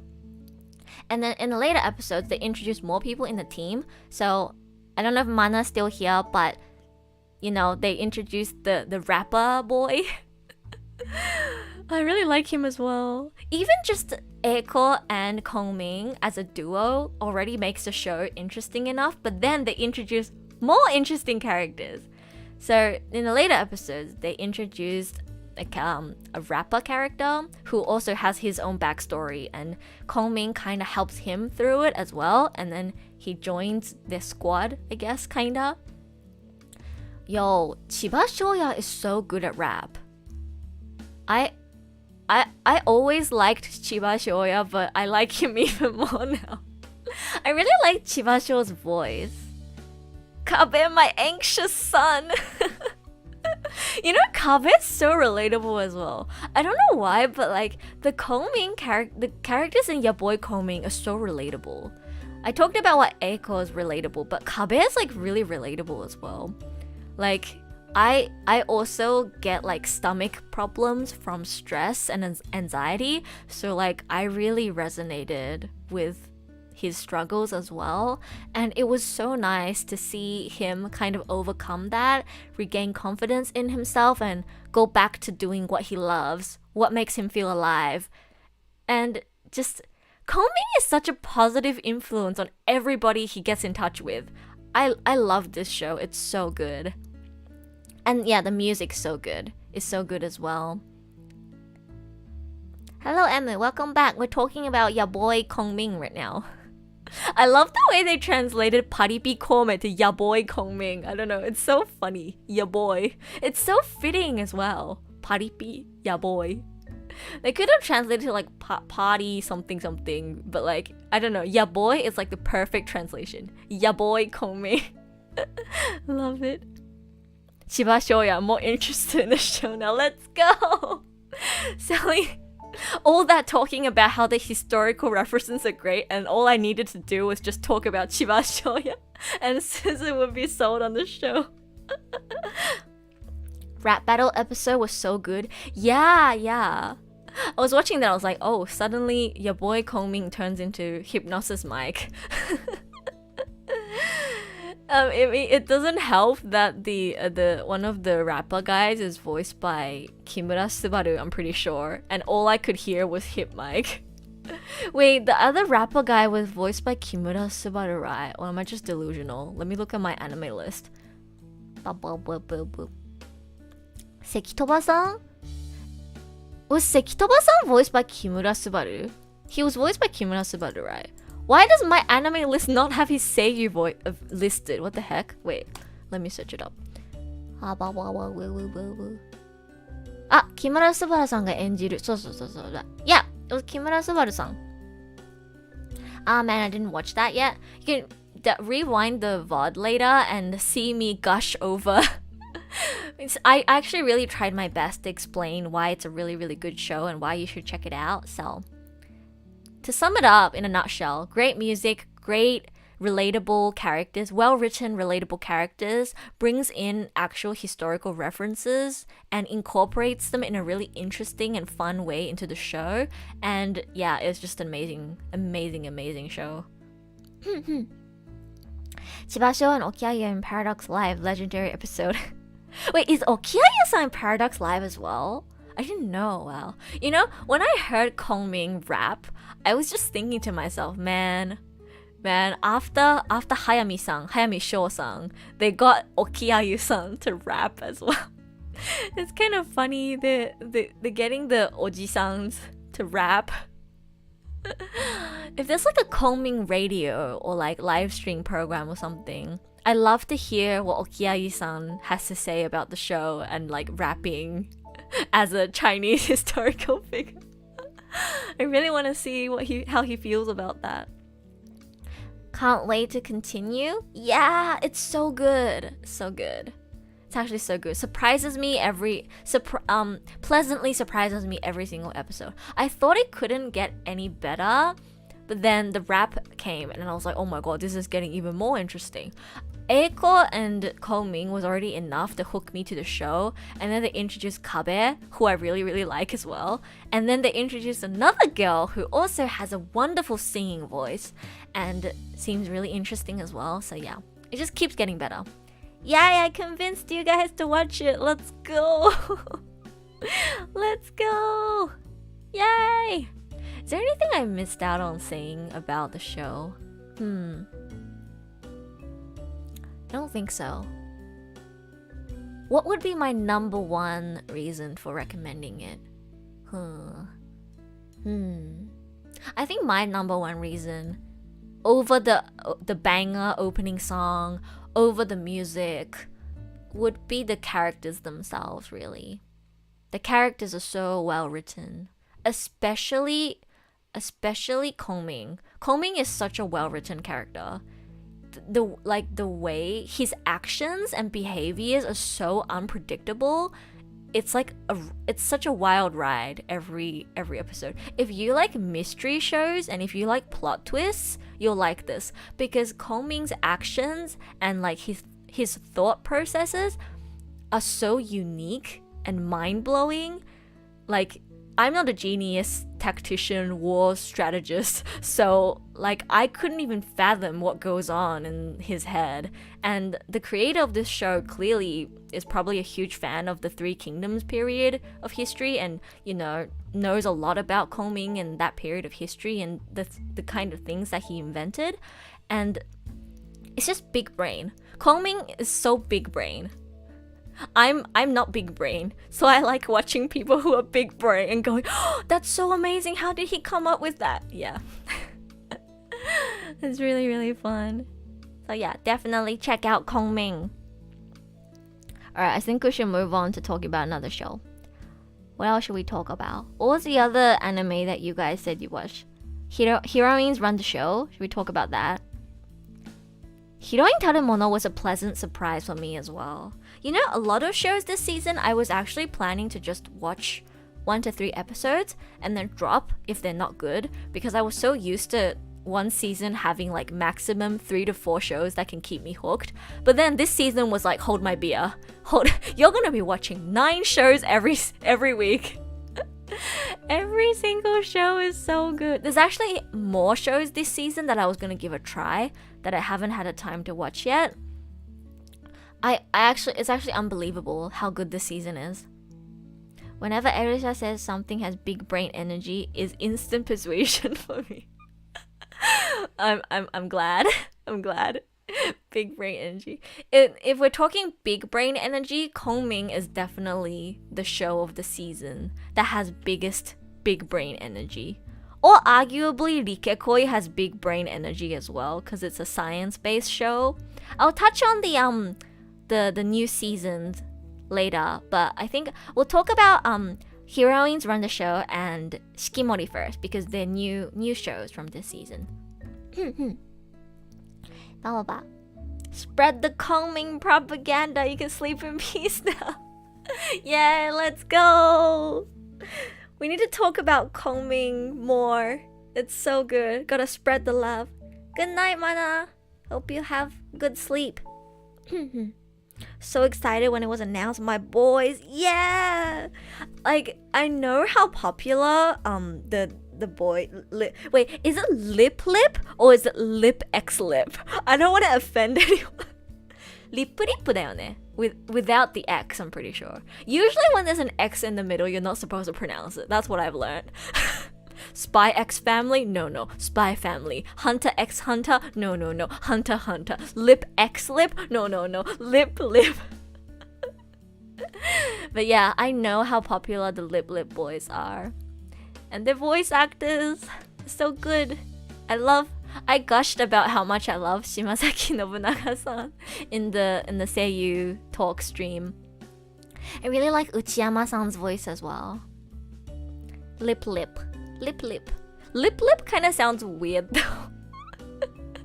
I don't know. Lip. In Japanese, lip sounds okay, but like in English, lip sounds kind of weird. Is that just me? It's okay. But yeah, I was really excited for this show as well. I'm not a huge Honeyworks fan. I kind of follow them casually, but I do watch their new shows every time. Or like I do watch the music videos and watch the anime every time there's a new one. And I touched on this before, but the first like movie, I liked it, but it wasn't like amazing for me. And Mio and Haruki were my favorite couple, so I really enjoyed the anime series featuring Mio and Haruki. What was it called? 僕らの距離は10センチだった or something like. Wait, I need to search them up.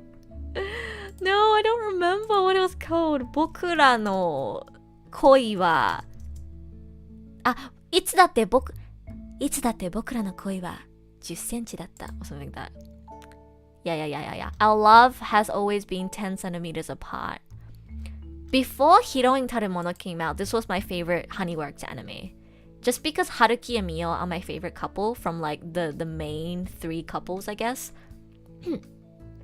I hear Uchi sing for the first time thanks to Lip. Oh yeah, Uchi doesn't sing a lot. I'm actually surprised they managed to cast Uchi as like an idol character. He doesn't sing very often, does he? But yeah, you know, I've always had the image of Honeyworks being like, they release a lot of romance focused music videos for their like music stuff, and the anime before, all the anime that has been released before this has been like focused around like one couple or like multiple couples. But then they announced Heroine Taru Mono, and it's like, okay, I guess there's still kind of a little bit of romance, but it's not romance-centric, and I like that. And Hiyori, like, easily became my favorite heroine after I watched it. I really like Hiyori. I don't know how to explain it, but I really like Hiyori. I think it's the way she's so passionate and focused on her goals, and she's a very hard worker too. And like, because she was created, I guess, to be this kind of plain, character that came from the countryside, you can really focus on her personality and her like output on life, I guess, and her ambitions and stuff like that, rather than looking at her appearance and stuff. I really like her. Her relationships with everybody in the show feels so much more genuine to me, just because like they made her appearance feel so, normal. I don't know if I'm explaining this well enough, but I really, really like Hiyori. Rippu Rippu. Razor X Kazuha. Now that you mention it. Manifested him for Yujiro, so we were really happy to hear. Oh, that's nice. Oh yeah, they casted Minase Inori as Hiyori. She has a really, really cute voice. But yeah, I like Hiyori for her personality. She easily, hands down, has the best, or like, in my opinion, she has the best personality out of all the anime Honeyworks heroines so far.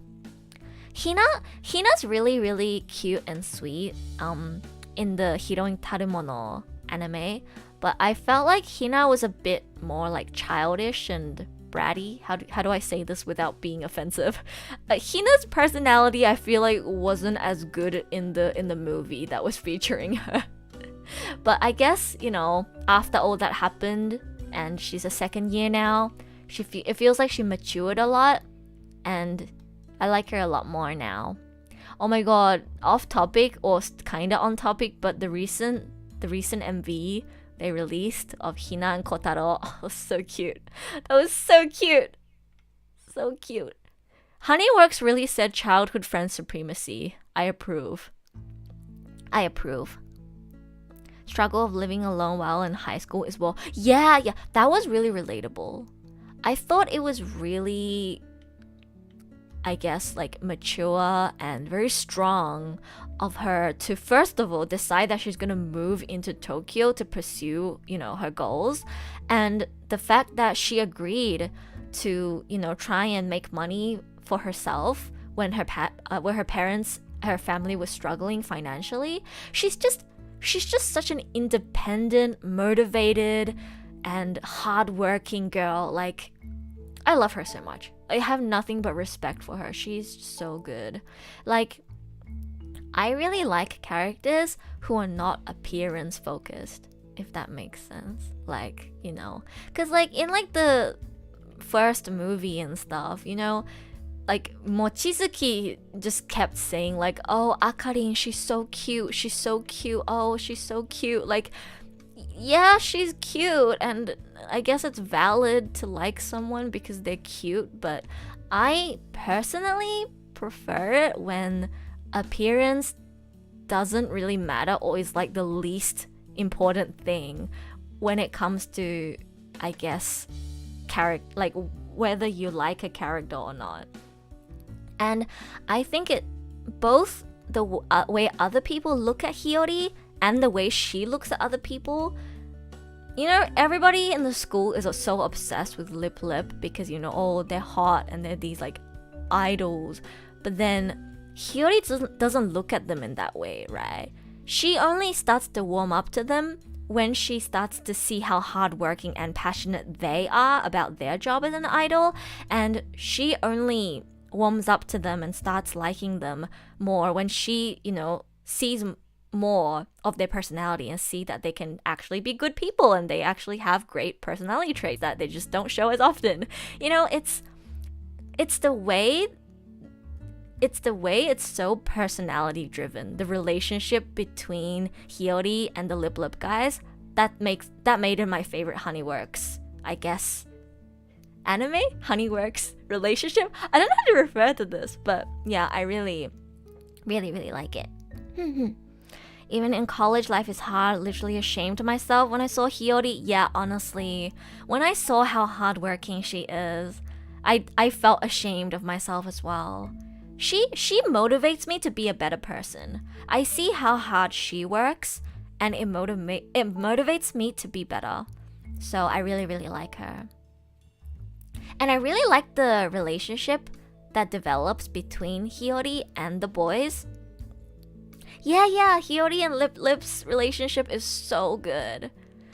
I don't know if I've mentioned this on stream before, but I've always been more a fan of whether it's like romance or not romance.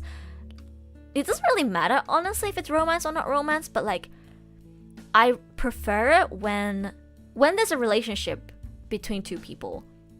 I prefer when it starts off as something that's very distanced, like the people, they don't care about each other. They might even hate each other. And then, through getting to know each other better and spending time together, they get closer, and it's very subtle and believable. I like that. And I feel like with a lot of the previous Honeyworks relationships or anime, because they are mostly like childhood friends, or they're in the same class, or like they were kind of all already friends, I guess, from the beginning. And all you get to see is how they slowly develop into couples. You don't really get to see them go from strangers or from I hate you to, oh, you might be not so bad after all, you know? Like, you don't get to see that as much with the other characters. Whereas in Hiroin Tarumono, you get to see Hiyori versus Lip guys, where in the beginning they're like, I don't give a fuck about you, fuck off. And then slowly it becomes like, oh, you're really hardworking. You're actually very passionate person, and I kind of respect you. And you know, like, yeah, the relationship keeps developing, and I really like that. It's very subtle and believable too. They don't just like overnight become like, oh my god, I like you, you know? It's really slow, subtle, and believable, and honestly, I like that. If you can't tell, I like slow burn. But yeah, I really like that. You know, the guys still are kind of mean to her, even like in the latest episodes, but it kind of went from mean out of spite into mean teasing kind of way, which is really cute to see. You can tell that the guys care for her now because they see how hard she's working as their manager, and they see how passionate she is, you know, in her own goals for, you know, rikujo. How do you say rikujo in English? Running? Is it just running? Track and field? But yeah, and because they also work very hard in their idol activities and, you know, are very passionate, they started to develop a lot of respect for her. And yeah, it's very satisfying to see. We love to see it. I guess you can say it's kind of romantic, but I like that it's kind of sitting in between the line of, if you want it to be romantic, it can be romantic, but if you prefer it to be platonic, it can also be platonic. I like that. Wait, Suzu, have you watched the latest episode? I love the latest episode. I love the scene where they run out of shampoo, and he's like, hey, somebody, can you get me some shampoo? And like, Hiyori just walks in, and they're like, what? And they're like so flustered because she walked in. And then she just walks in without any change on her expression, and she walks forward. She's like, here, your shampoo. She's so unaffected by it. And the two boys are like blushing, and they're like, you do realize we're naked right now, and this is like the male's like bathroom, like right? And she's like, yeah, but nobody's here, who cares? And then she just walks out. I love that scene so much. That scene was so good. I rewatched that scene because it was so good. It was such a good scene. And also they introduced a new character in the latest episode. I'm super excited. Yo, Hiyori, childhood friend, CV Enoki Jr. I am so hyped. I'm so hyped. I don't know if have I gushed over how much I love Enoki Junior's voice on stream before? I think we missed out on talking about him much in the Seiyu stream. But anyways, I really like Enoki Junior's voice. If you guys watched this show called Koikimo? Wait, what's the full name for Koikimo? I need to search it up. Koikimo. Blah blah blah. 恋と呼ぶには気持ち悪い. Yeah. If you guys watched this show called Koikimo from a few seasons ago, Enoki Junior voices like the classmate who's kind of like the second lead, I guess, called Tamaru. And yo, he was like my latest like anime boy obsession. I love him so much. And that's when I became down bad for Enoki Junior's voice. So I am so excited to see that he voices Hiyori's childhood friend. I really like childhood friend characters and relationships in general. It was such a fun episode. Yeah. Every single episode is so fun. I love it. I thought it was really, really precious and endearing to see the boys like kind of give her a makeover. You know, the boys are so tsundere. It's so cute. The boys are so tsundere towards Hiyori. It's really cute. They're like, oh, you should dress nicer. You should dress nicer. And they're like all mean and teasing about it. But then they end up like taking her to all these stores and getting cute clothes for her. And another moment I really liked from the new episode was when she picked out the outfit to wear. And then the boys were like fighting over who would pay for the clothes. And then she just walks in and she puts the money on the table and she's just like, I'm gonna pay for it myself. Yo, that was such a that was so cool of her. That made me fall in love with Hiyori again. I love that so much.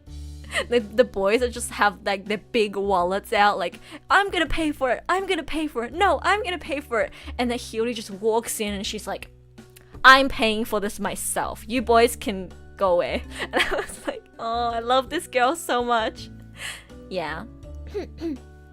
Don't think there's gonna be romance between them, just beautiful friendship. Yeah, that's really nice. That's really nice. I feel like there are like what do you call it? Subtle references or hinting at like not romance, but oh, I might kind of like this person. You know, I think there are subtle hints to it, but yeah, I don't think that they're gonna develop as like they are going to develop like an actual like couple or anything like the other characters, which is perfect. I think that's perfect. I think if it was strictly platonic, it ruins a little bit of the tension, I guess. But the way they kind of found like a perfect fine line between a little bit of romantic tension and platonic or just friendship. And I think like that line is like the perfect. They were so disappointed when she paid. Yeah, that was so funny. Girl boss moment. Yeah, I was like, yeah, you go girl. You got that bank. You're getting paid for this job. You got money. You don't need the boys to pay for you. She was so assertive when she paid for herself. I really love it. She's so cool. I also really love the boys' expressions when they were like, oh, this childhood friend of hers is gonna be so surprised when she sees how her makeover looks, so how good her makeover is, and then they notice that her childhood friend is not a girl but a guy, and they're like, oh my god, their expressions were so priceless. I really, really love that. I'm so excited for the next episode. I can't wait to see like how the dynamic with the childhood friend is gonna be like. I feel like there's gonna be a little bit of rivalry between the childhood friend and the lip guys. You know, not necessarily romantic, but just like, you know, you can get possessive over friends or like people you're close to as well. I feel like they're gonna get possessive over her, you know. Like, oh, I know her better. Oh, I know her better. I'm her childhood friend. But she's our manager, you know? I feel like we're gonna get that next week. I'm so excited. It's gonna be so cute. It's gonna be so cute. I bet the boys are gonna be like I bet the lip boys are gonna be like low-key jealous or like low-key annoyed at seeing her and her childhood friend being close together. And yeah, I'm so excited. They're like, oh no, it's gonna be a date. I'm looking forward to like the subtle probably rivalry between the boys. I feel like judging from Nagisa, the childhood friend's expression in like the last scene, I feel like he's gonna be kinda, he's gonna be kinda possessive as well, or like at least have feel a little bit of rivalry towards the lip boys and be like, who are these idol city boys? Who are these idol good-looking idol boys who are kind of being rude to my childhood friend? Go away. She's my childhood friend. Go away. And they're gonna be like, who are you? Who childhood friend? Oh, she's our manager. I'm looking forward to that dynamic. It's gonna be so interesting. OMG, yes. Yeah. I'm looking forward to it so much. It's gonna be so fun.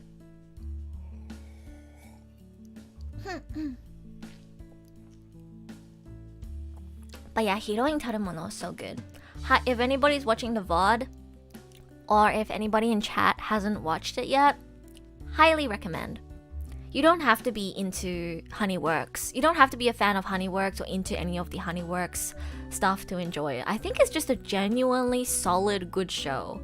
I think the premise of it being about like centering around like two idols turns a lot of people off as well. And I really want to say to those people, like, it's really, I wouldn't consider this an idol show, honestly. I feel like it's just a school life comedy with a little bit of little subtle hints to maybe romantic development. Yeah. I don't think the fact that they're idols is like a big selling, at least for me the biggest selling point of it isn't idols. It's the fact that Hiyori and the lip boys relationship, the way that their relationship develops, that's the selling point for me. Favorite episode was the one from last week, in love with Yume Fanfare. Oh, that was so cute. That was so cute. The way, like, they wanted to give back to her, but like they're kind of too shy to make it really obvious. So, they decided to change the song to Yume Fanfare to, kind of like cheer for her in her dreams. That was so cute. That was so cute. The way they're so subtle about it, but like they clearly care for her and like want to thank her for what she's done. So cute. It's so cute. When she realized how amazing idols the boys are. Yeah, that was a really touching moment too. Like just the development from I hate idols, I don't care about idols, to like, wow, these boys, they're so hardworking and they're so passionate and they genuinely want to bring the best to their fans. They work so hard in their training, and even though they kind of bicker a lot, behind the scenes when they're on stage, when they're on, in the public eye, they're so professional. They make sure to bring the best image out for their fans. And, as I feel like they have a lot of positive influence on each other, because both Hiyori and the boys, they have their own goals, ambitions, and passions in life.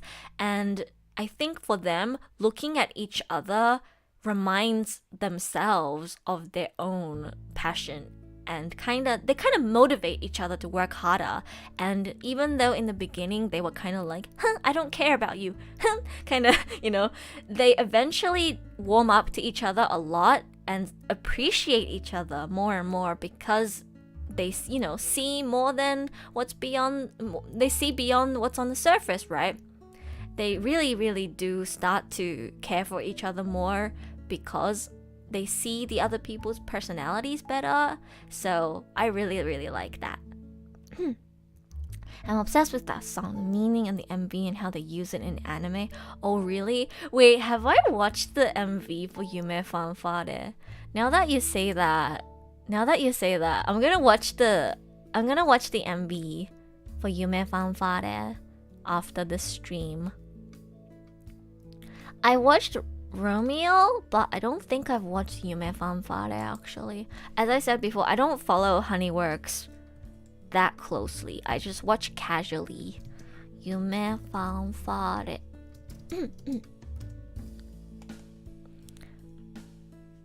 I did really like the lyrics for that song. I definitely need to go watch. Definitely need to go watch the MV.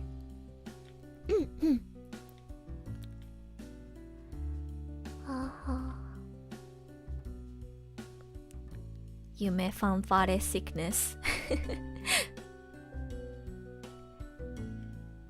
But yeah, Hiroin Tarumono is honestly it exceeded my expectations. I was just gonna watch it like casually, but it ended up being another one of my favorites this season. If I had to mention like my top 3 favorites from this season, new shows not including new seasons, it would be SPYxFAMILY, your Boy Kongming, and then Heroine Tarumono. I really like Shikimori-san as well, but I personally would recommend. I want to recommend Heroine Tarumono more than Shikimori-san. Shikimori-san's good, but they haven't really gotten into the backstories of the characters yet, which I'm desperately waiting for. Okay, wait. I think it's about time we can switch to talking about Shikimori-san. Are you guys watching Shikimori-san? I feel like Shikimori-san... あ、ゴルゴルチョ、こんばんは。Hello, hello. 今日はアニメの話してますよ。さっきまでヒロインたるもの、ハニーワークスの新しいアニメについて話してました。今は四季森さんについて話そうと思っているところです。Timing of the song, getting the lyrics, and asking about regret to Hiyori was, yeah, honestly, the choice of that song and just like the animation in that moment, the way they made sure to give her like a perfect seat for it as well was really precious. The way her eyes lit up and she started crying, it was really precious. It was so precious. But yeah, I think at least right now I would recommend Heroine Tarumono over Shikimori-san just because you get to see the development between the characters from episode 1, 1, 2, 3, 4, 5, and it just gets better and better. You see the relationship between Lip Lip and Hiyori develop more and more every single episode, and you become more and more attached to the characters as the episodes go on. But then with Shikimori-san, if you guys have watched Shikimori-san, in the opening song, there's this part in the opening song that kind of hints at perhaps some dark stuff that have happened in Shikimori and Izumi's past, and that leads to why they ended up becoming a couple. And honestly, that's what sold me on the show. And it's been how many episodes? 6 or 7 episodes in, and we still haven't gotten any information on their past. So right now it's kind of just a feel-good slice of life, school life, romance anime. So I guess the biggest selling point for Shikimori-san right now is Shikimori herself. Oh boy, she is such a good character. Like, I don't even know if I can call her waifu because she's like husbando material, She's so hot, guys. Are you watching Shikimori-san? She's so hot. It's Onishi Saori when she lowers her voice and she says some of those like otome game lines. I'm like, my heart skips a beat. She's so hot. She's like, I mean, I did a shorts of me voicing her, but like, she's like, まったくあんまり困らせないで Like she's so hot. How can she be so hot? ずっと私のそばにいればいい Like the type of things that she says are so ikemen. Like she is so unbelievably ikemen. But she's also really cute as well. Like the gap moe. She's like the definition of gap moe. She can be so cute and then the next moment she's like husbando. One moment she's waifu and the next moment she's husbando. Haven't seen the anime, but Shikimori fan art that I see on Twitter is eye candy. Yeah, she's honestly, I don't know how they managed to make her look so cute, but also can adjust her facial features and everything to like make her so cool. She's just like, she's the very definition of gap moe. Like 1 second she'll be like, sa, and be like so cute, and the next moment she'll be like, 毎日食べたいくらい. I just caught up to Shikimori-san yesterday, and the scene where like she eats the food that Izumi made, and then Izumi asks her like, oh, does it taste good? What do you think of it? And she's like, and then she looks at him dead ass in the eye, licks her finger, and then goes, 毎日食べたいくらい. It's so good, I want to eat every day. But like the way she phrases it in Japanese kind of makes it sound like she doesn't want to eat the food, she wants to eat Izumi. And I was just like, my heart skipped a beat. Yo, she how can she be so ikemen? But yeah, she is Shikimori-san. Like her character is definitely the biggest selling point of the show right now. But as I mentioned, I don't read the manga, so I'm not sure, but from the opening, I can see that there definitely is some backstory and some interesting backstory going on in terms of like how they met each other and how they ended up becoming a couple. And I think if we get to see that in the anime as well, it will jump up in ranks in my like overall seasonal anime ranking, because otherwise the biggest selling point kind of is just Shikimori-san herself. But yeah, I'm really curious about the backstory. I wonder if we will get it by the end of season 1 though. Might have to check out the manga just because I'm so curious about their backstory. But yeah, if you like gap moe, by the way, for anybody who doesn't know, gap moe is like basically when somebody is like cute and cool at the same time and they kind of like switch between it seamlessly. That's gap moe. Yeah, Shikimori-san is just the very definition of gap moe. You want a cute girl? She's got you. You want cool? She's got you. Like she's like simultaneously the perfect girlfriend and also the perfect boyfriend. Yeah. Oh, you know what's another moment I really like from the later the newer episodes? I can't remember if this was the latest episode or the second latest episode, but they go to the lake to hang out, and then on the ride home they kind of all fall asleep because they're also tired, and then Izumi falls asleep and he kind of leans towards the guy that's sitting next to him, and then Shikimori-san wakes up and then she sees that Izumi is leaning the other way, and then she kind of looks at him and she's like kind of pouty. She's like, and then she like grabs his head and then like moves his head so that he's leaning on her instead. And that just reminded me of that one meme.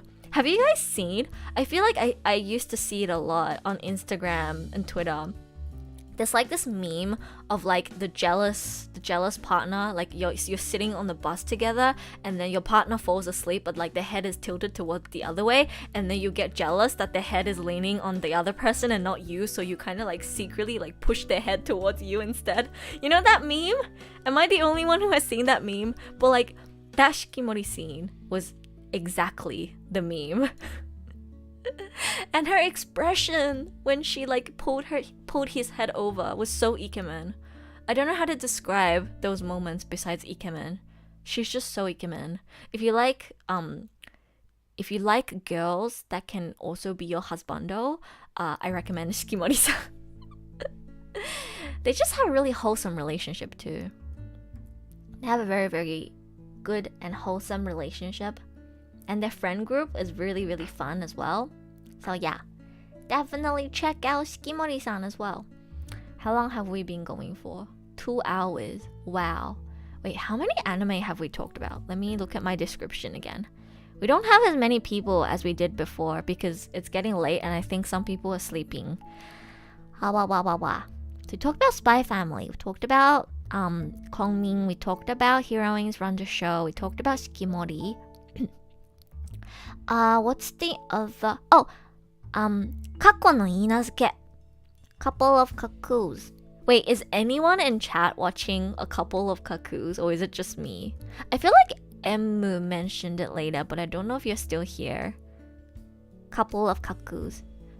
You want to know the reason why I'm watching Couple of Cuckoos? I think I mentioned it on stream in my Getting Over It stream, but like I voiced a PV with one of my friends when it was first released, and then like I saw that the cast was Kito Akari and Ishikawa Kaito, so I was like, I'll give this a try, and then it wasn't bad, so I kept watching. I definitely don't recommend it as highly as the other shows we've talked about though. It's kind of like the what do you call? Turn your brain off. It's the popcorn show of the season. I'm sorry if anybody really loves the show, but for me, it's the popcorn show of the season. It's the show where I can turn my brain off and like eat some food and just like relax and watch. You know? There isn't really like a deep meaning behind a lot of the stuff that's going on, and it's kind of just like it's like the like harem-esque, like the nisekoi. It's very similar to nisekoi style shows. And yeah, it's my turn brain off show for the season. Dude, chill, that's your girlfriend. Oh my god, yeah. That's been like redrawn as crazy on Twitter. I see so many people redraw like other characters as that. Dude, chill, that's your girlfriend. Who's that hot person? Yeah, I've seen so many people redraw that as like other anime couples. I wanted to voice that part as well, but like she doesn't say anything in that scene. It's just visuals. She just pushes her hair back and she's like yeah, I wanted to voice that, but she doesn't say anything, so her expressions are so hot. Every time she has like one of her ikemen moments, her expression is so hot. But yeah, is anybody watching Kako no Inazuke, a Couple of Cuckoos? If nobody's watching it in chat, I might just like quickly touch up on it. What is the selling point for this show? The girls are cute. Just like the selling point for most of these shows. If you enjoy shows like Nisekoi, Rent a Girlfriend, also Girlfriend. Why did all these shows have the word girlfriend in them? But yeah, if you enjoy shows like those, like not really ecchi harem, but kind of just like school life harem, and they're like not a big harem, but like a small harem. Like there's like a main cast of 3 to 4 girls, and sometimes the author will add in a few extra girls later. But yeah, those shows. Got a call and missed a little. It's okay. We were just talking about how Shikimori is very ikemen, and now I'm talking about a Couple of Cuckoos, which I don't think anybody in chat is watching. But yeah, basically the selling point of the show is the girls are cute, the voice actors are good. They always get like top-notch female seiyuu to voice like the girls in these type of shows. We have Kito Akari, who like voices Nezuko as the main girl, and then we have Toyama Nao as the short hair girl, who's the girl that the guy has a crush on, and then the younger sister, who's not related by blood, in parentheses, very important, not related by blood, very important. There's the younger sister who's voiced by Kohara Konomi, who voices Chika from Kaguya-Sama and like Mona from Genshin. So yeah, the cast is really good. And the main guy is Ishikawa Kaito, so the cast is very good. The girls are drawn very in a very cute way, and the premise is pretty interesting actually. The premise is that the main guy and the main girl, they were picked by the wrong parents at birth. So the guy's parents picked the girl, and then the girl's parents picked the guy. Basically, swap babies at birth, and then what happens is the parents found each other, and then they discussed like, oh, should we like but like I raised this kid, so they're kind of like my actual child now. But then what if the kid wants to be with the actual parent, blah blah blah. And then they discussed that, and then guess what they decided on? They decided, oh, we should just make our children get married so we can be one big happy family. And then so they get engaged to each other, and that's the premise. That's the premise. Yeah. And then because the guy's parents aren't his real parents, like related by blood, that means his younger sister is not actually his actual younger sister. So his younger sister is drawn in the key visual, so I'm not sure if she's gonna end up being like a potential romantic, I don't know, something for him. But right now they have a very realistic and believable sibling relationship, so I kind of wish she just stays as a sister. I don't really want her to join as like a potential romantic partner. Like, yeah, they're not related by blood, in parentheses, very important, but if you grow up with someone and you're raised like brother and sister, I feel like, you know, like even if you're not related by blood, I kind of feel like, you know, we're all related. If you say that, Suzu, then everything is incest. But yeah, I kind of would prefer if she just stayed as the sibling, because right now their relationship is a very surprisingly realistic portrayal of a sibling relationship. Like the way she just like kind of steps on him. I don't know. I don't have siblings, by the way. I don't have like actual siblings. I have cousins that I've lived with like siblings, but I don't have like siblings. So yeah. But then from sibling stories that I've heard from friends and from, you know, siblings that I've seen when I visit my friends' homes who have siblings, stepping on your sibling seems like a very realistic sibling thing to do. Like the way she can kind of like insult her brother and wake up and just be like, oh, the bigger egg, that's gonna be mine. And, you know, like she just kind of like steps on him and like teases him. Like, I don't know, that seems like very realistic sibling behavior to me. I see siblings kick each other all the time, so in my impression that's very realistic sibling behavior, and I kind of like that. So I don't really want her to join the quote-unquote harem, I guess. But then maybe 2 romantic potential partners is not enough for a show like this. I don't know. Can we talk about how Toyama now is like casted in every single one of these shows? I don't know if you guys watch Nisekoi, Rent-A-Girlfriend, Girlfriend, those kind of shows. I don't know what's the word to describe them. School life harem? School life mini harem. Let's call it school life mini harem. Because harem shows, in my impression, needs like a bigger cast of female potential romantic partners. You know, like Turaburu and High School DxD, where there's like at least 5 to 10 girls, whereas shows like Nisekoi and like Rent-A-Girlfriend, it's more like 3 to 4. So like Maya stepping on Yuma. Yeah, absolutely right. See, that's typical sibling behavior. Stepping on each other, kicking each other, fighting for who's gonna get the remote controller, and like complaining about each other to your parents, fighting over who's gonna get the food. I feel like that's very Very typical sibling behavior. Chitoge's VA? Yes. Toyama Nao is Chitoge's voice actor. You know, I don't know if it's just me, but I feel like after Nisekoi, which aired a long time ago, by the way. I think wasn't Nisekoi like a 2013 show or something? Wait, I need to search this up. Nisekoi was so long ago, wasn't it? When did Nisekoi air?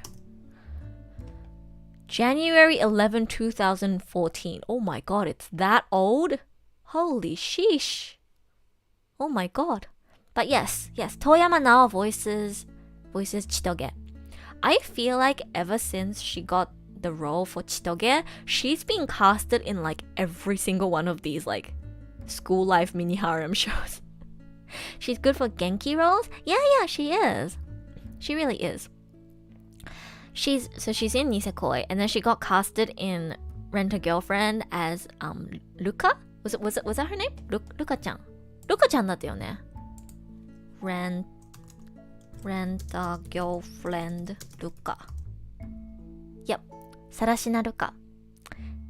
And then in Baba, and then in this new school life mini harem show, she got casted as a purple haired girl who's, you know, in these shows there's always the main girl that the guy has to spend time with for whatever reason. Like they have to pretend to be lovers, or they're engaged to each other, or they're childhood friends or whatever. Like there's that one girl that's like kind of like the main girl that the guy is forced to have some kind of relationship with.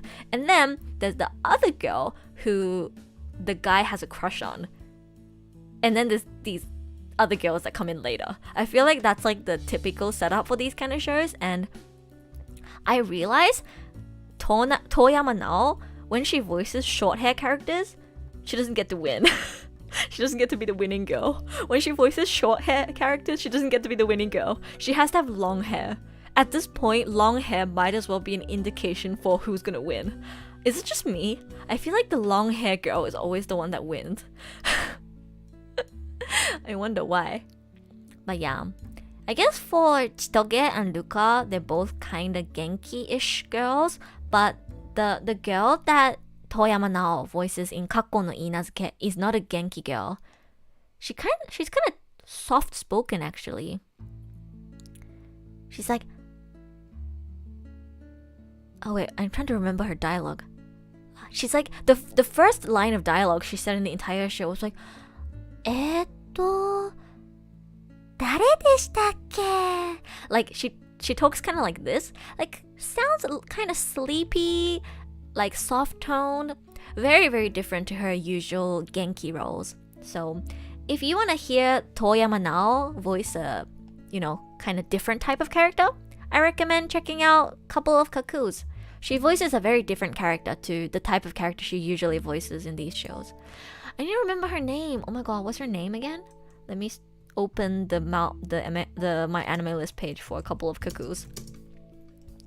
A Couple of Cuckoos.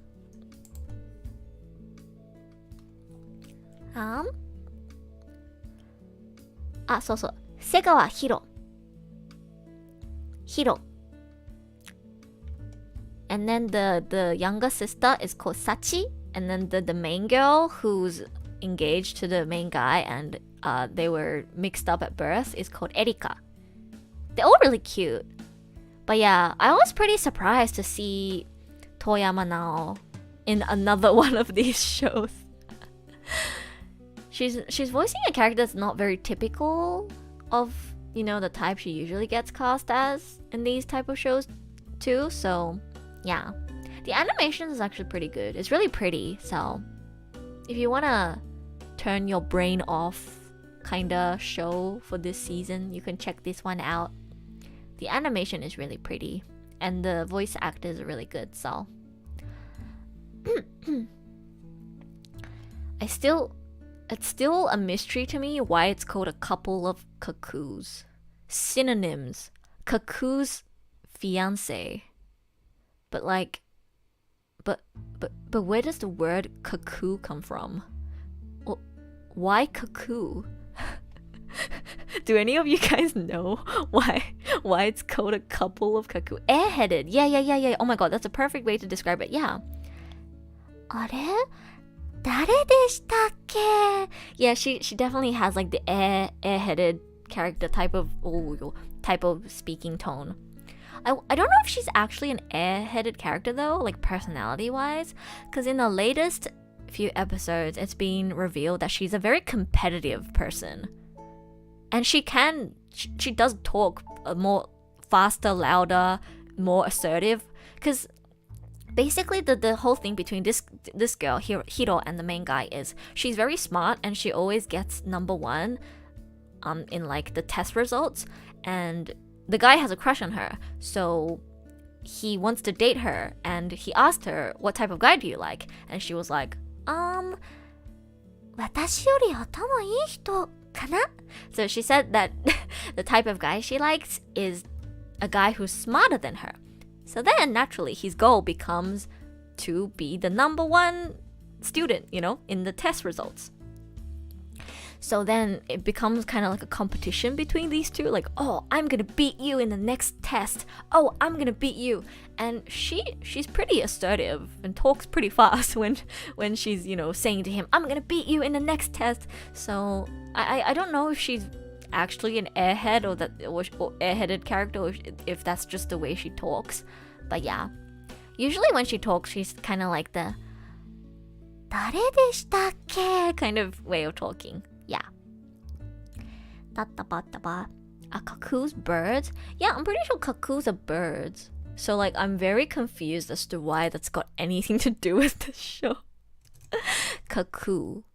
Yeah, cuckoos are birds. But like what's that got to do with anything? Do you guys see the relationship between cuckoos and this show? I kind of explained the premise and the character dynamics. What do you guys see? Because I don't see it. Do cuckoos have something to do with fiance? Let me have a look. Cuckoos, fiance. Nope. Nope. What's it got anything to do with cuckoos?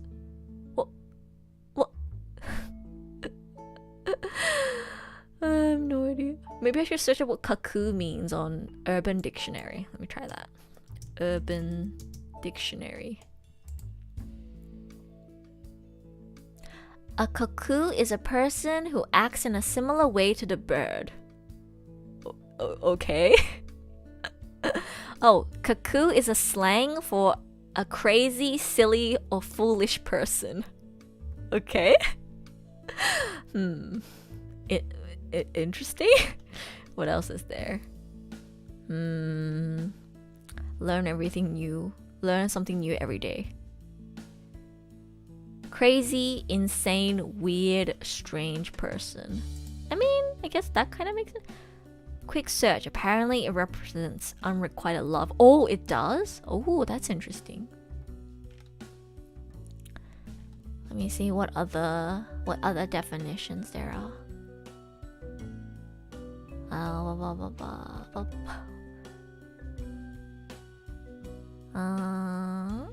Act crazy or foolish.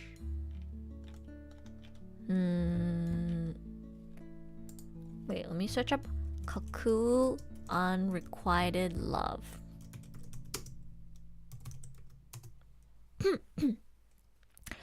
The cuckoo lays its eggs in other birds' nests, and so it's sometimes regarded as evil. It's a symbol of unfaithfulness. In Japan, a symbol of unrequited love. Ooh, okay, interesting. Maybe that's where it comes from. In Japan, cuckoo is associated with unrequited love, longing, and the onset of summer. Interesting. Very interesting. Very interesting. Maybe that's why. I think that's probably where it comes from. Unrequited love. But yeah, if you guys want like a turn your brain off kind of show for this season, the animation's pretty good and the cast is good, so you can check out this one. Maybe because they got switched. Oh, that that's why. Other's nest. Yeah. Oh my god. Wait, you guys are so smart. What the heck? Big brain. You guys are big brain. My chat is big brain. I'm small brain. My chat is big brain. Yeah, that's probably why. Cuckoo lays its eggs in other birds' nests. Okay, yeah, that makes sense. Yeah, because they were switched at birth. Okay, yeah, that makes sense. Yep, I think that's the reason. Even more so than unrequited love. I think that's more so probably the reason. But yeah, the premise is actually pretty interesting. Well, like, it's very unique at least. Because I guess stuff like pretend lovers is pretty common at this point. It's used a lot in dramas as well, so. But then, the exact concept of two people being switched at birth and then having to be engaged to each other, I think that's pretty new. I don't remember seeing that anywhere else. So, yeah. Okay, what else do we have on our lineup? So we talked about SPYxFAMILY, Shikimori, Heroines Run The Show, Boy Kongming, Couple of Cuckoos. Okay, we can talk about some of the season, like the second or third seasons now. The seasons I'm watching are Komi-San season 2, Rikekoi season 2, and Kaguya-Sama season 3, and then the new Love Live, to which I've only watched one episode of. Are you guys watching any season 2s or 3s? I'm really enjoying Kaguya-Sama season 3. Yo, did you guys see I think it was last week's episode. Last week's episode, because we're still on this week. Well, kind of not, because it's already 1:30 a.m. for me, but we'll just pretend it's still Sunday. But yeah, did you guys see the special ending song from last week? The rap? That rap ending song was such a banger. That was so good. That was so good. Nijigasaki, yeah. I watched one episode of the new Love Live Nijigasaki. The reason why I watched it was because I saw the music video, or like the part from the from where Lanju, is it Lanju? I don't even know how to say her name anymore. Oh my god, my trilingual brain is a mess. But yeah, I saw that part where she sings Utopia, recommended to me on YouTube, and I was like, oh cool, and I checked it out. I was like, holy shit, it's a banger. It's a banger. It was so good. I was like, oh my god, I have to watch this. So I watched episode 1. I'm gonna go back and keep watching. But yeah, that was such a banger. Lanju is so cool, and that song is such a banger. I'm gonna learn how to sing it and probably sing it for my next karaoke. I'm sorry guys, by the way, that I keep like talking about doing a karaoke but not doing it. I'm currently in like the ending period, I guess, of my first semester this year, and I have to hand in my final assessments, which is 4 essays and a blog, which is equivalent to like 9,000 words or something. I'm only around halfway through, so I still have to keep working on my essays, and I don't have time to practice how to sing. So, but spoiler alert for my next karaoke stream, which I hope I will see you guys at, I will be singing Utopia. The unit group has 2 bilingual idols. Yeah. Rebirth. Yo, Rebirth is so cool. I actually wanted to make a cover of Monster Girls, because that song is like, when I listened to that song, I was like, yo, this tingles my trilingual brain. Because, you know, Mia's voice actress, Uchida Shu-san, she's from Australia. So she has an Australian accent. And I'm also from Australia. I also have an Australian accent. So like, listening to her English, and then listening to Chinese, which I also speak, and then listening to Japanese, which I'm also fluent in, I'm just like, yo, this tingles my trilingual brain. I guess kind of same with Utopia as well, because Lanju sings in 3 languages. She doesn't just sing in Japanese and Chinese, she adds English too, right? top of the world, top of It's such a good song. Utopia is such a banger. If you guys are not watching Love Live, it's fine, but like listen to the music. Listen to Utopia. It's such a banger. It's so good. 圧倒的に stunning. Da, da, da, da, da, da, da, da. I haven't learned how to sing it yet, but it's so good.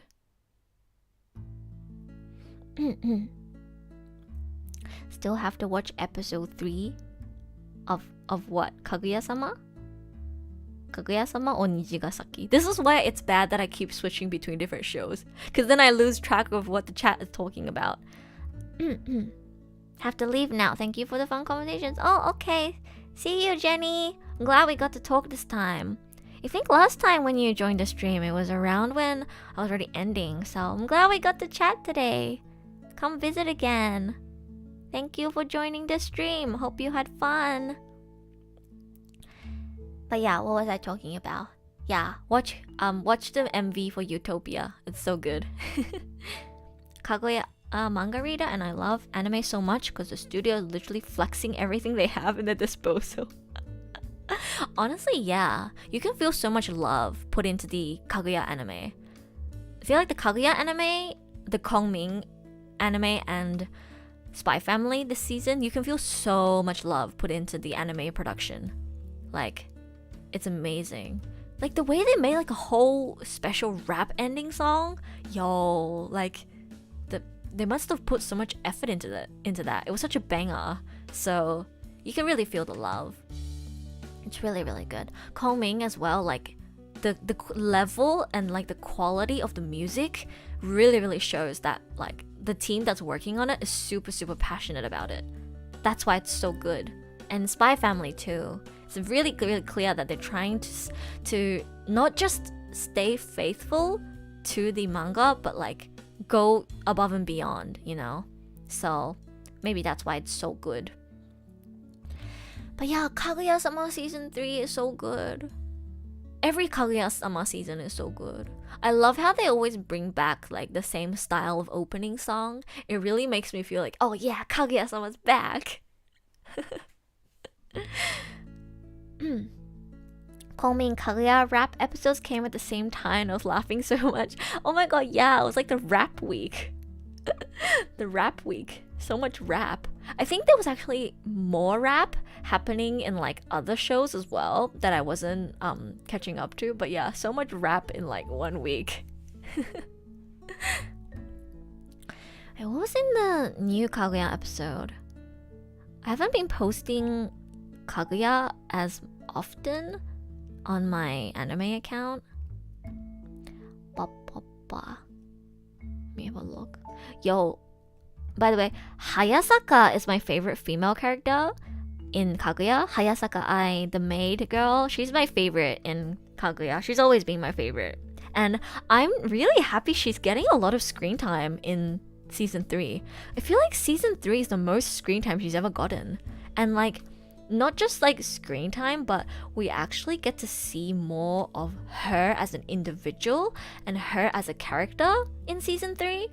Because before it was kind of just like her as a part of Kaguya's, you know, instructions, or like, you know, she only really gets screen time where she has to do something for Kaguya. But like, I feel like in season 3 they're really expanding on her character and giving her like actually she's more than just Kaguya's maid now. She's herself, like she's Hayasaka, you know?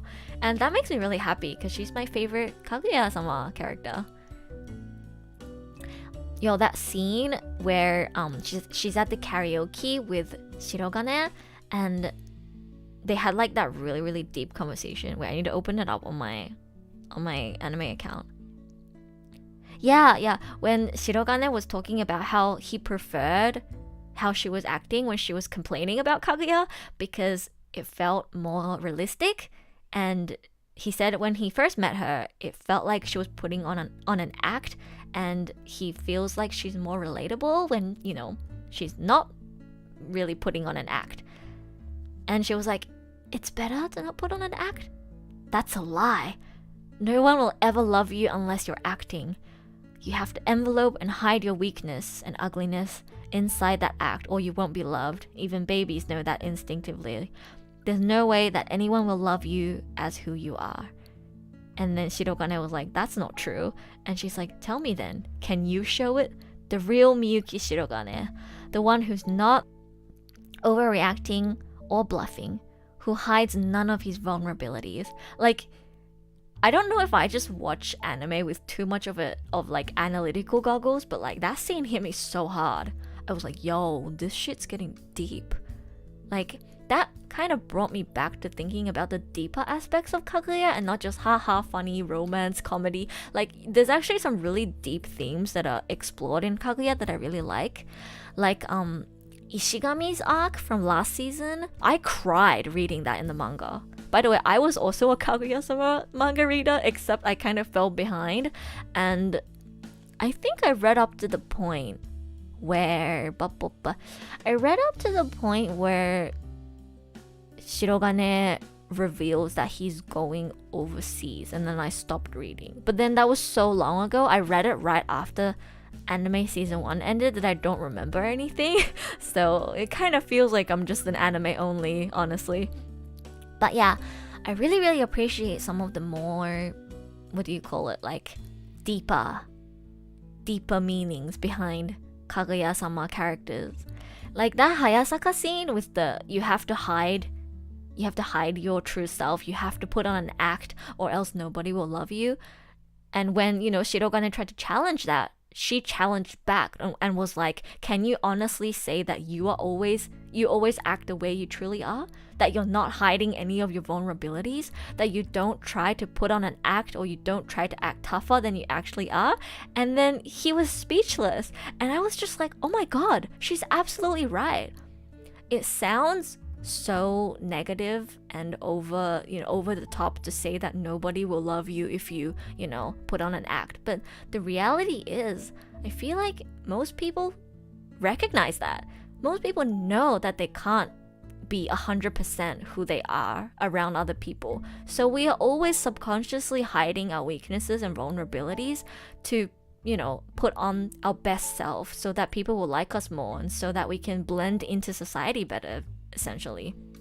So that scene hit me really hard. Oh, the anime's catching up to that. Yeah, the anime's slowly catching up. But yeah, that scene was really deep, and it made me think back to Kaguya and Hayasaka's upbringing in the Shinomiya household, and how they were essentially trained or conditioned or gaslighted, if I may say. They were essentially gaslighted, by their parents or their upbringing and that environment that they're in to hide their true feelings, to be what other people tell them to be, to essentially lose their individuality, to put on an act, and that's their life, right? And yeah, I was reminded of that, and it kind of really brought me back to the deeper themes that Kaguya-sama explores, and I really like that. Yeah. God. I get way too analytical with the anime I watch. There's two versions of me inside my head.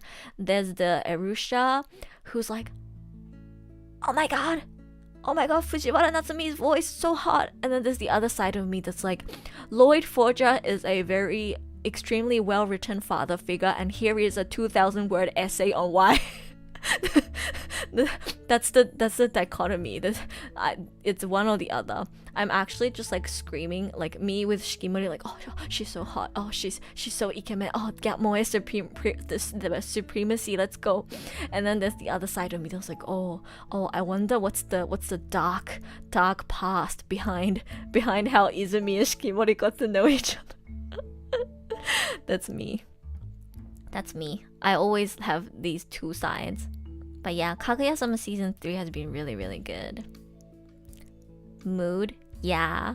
I like looking at anime through analytical eyes sometimes, and thinking about the deeper implications of, some of the character motivations and plot triggers, because that's what makes anime so good.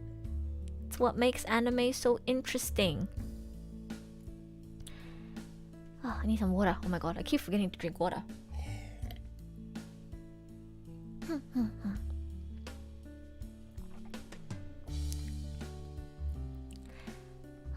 Hi, talking about Kaguya-Sama season 3. Oh my god. Any Seiyu fans in chat noticed I think it was episode 1 actually, where Ino was like listening to this like drama CD, like feel good drama CD on her phone, and it was like it was voiced by Umehara Yuichiro and Saito Soma, but then like on the cast list it was they switched up the names. Wait, what was it written as? I forgot. Let me have a look again. Wait, what was it written as again? I don't remember. It was like something like Saito Sota and like Umehara Nichiro or something like that. Umehara like Yujiro or something like that. I forgot. But like yeah, they changed the seiyu's names really subtly. That was really funny.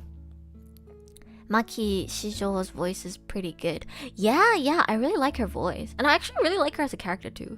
I think she adds interesting dynamic to the show. I actually posted a scene with her the other day where she was talking about how Nagisa would like keep flirting with her boyfriend when she's around. And she was just like, I get a stabbing pain in my stomach whenever I see Nagisa's face now. For some reason, it's like I've lost both my crush and my friend at once. When I smile, I feel like such a fake. Female friendships are fragile because it doesn't take much for the cracks to start showing over a guy. And I screenshotted that and posted it as a scene because like I resonated with that. That was so relatable.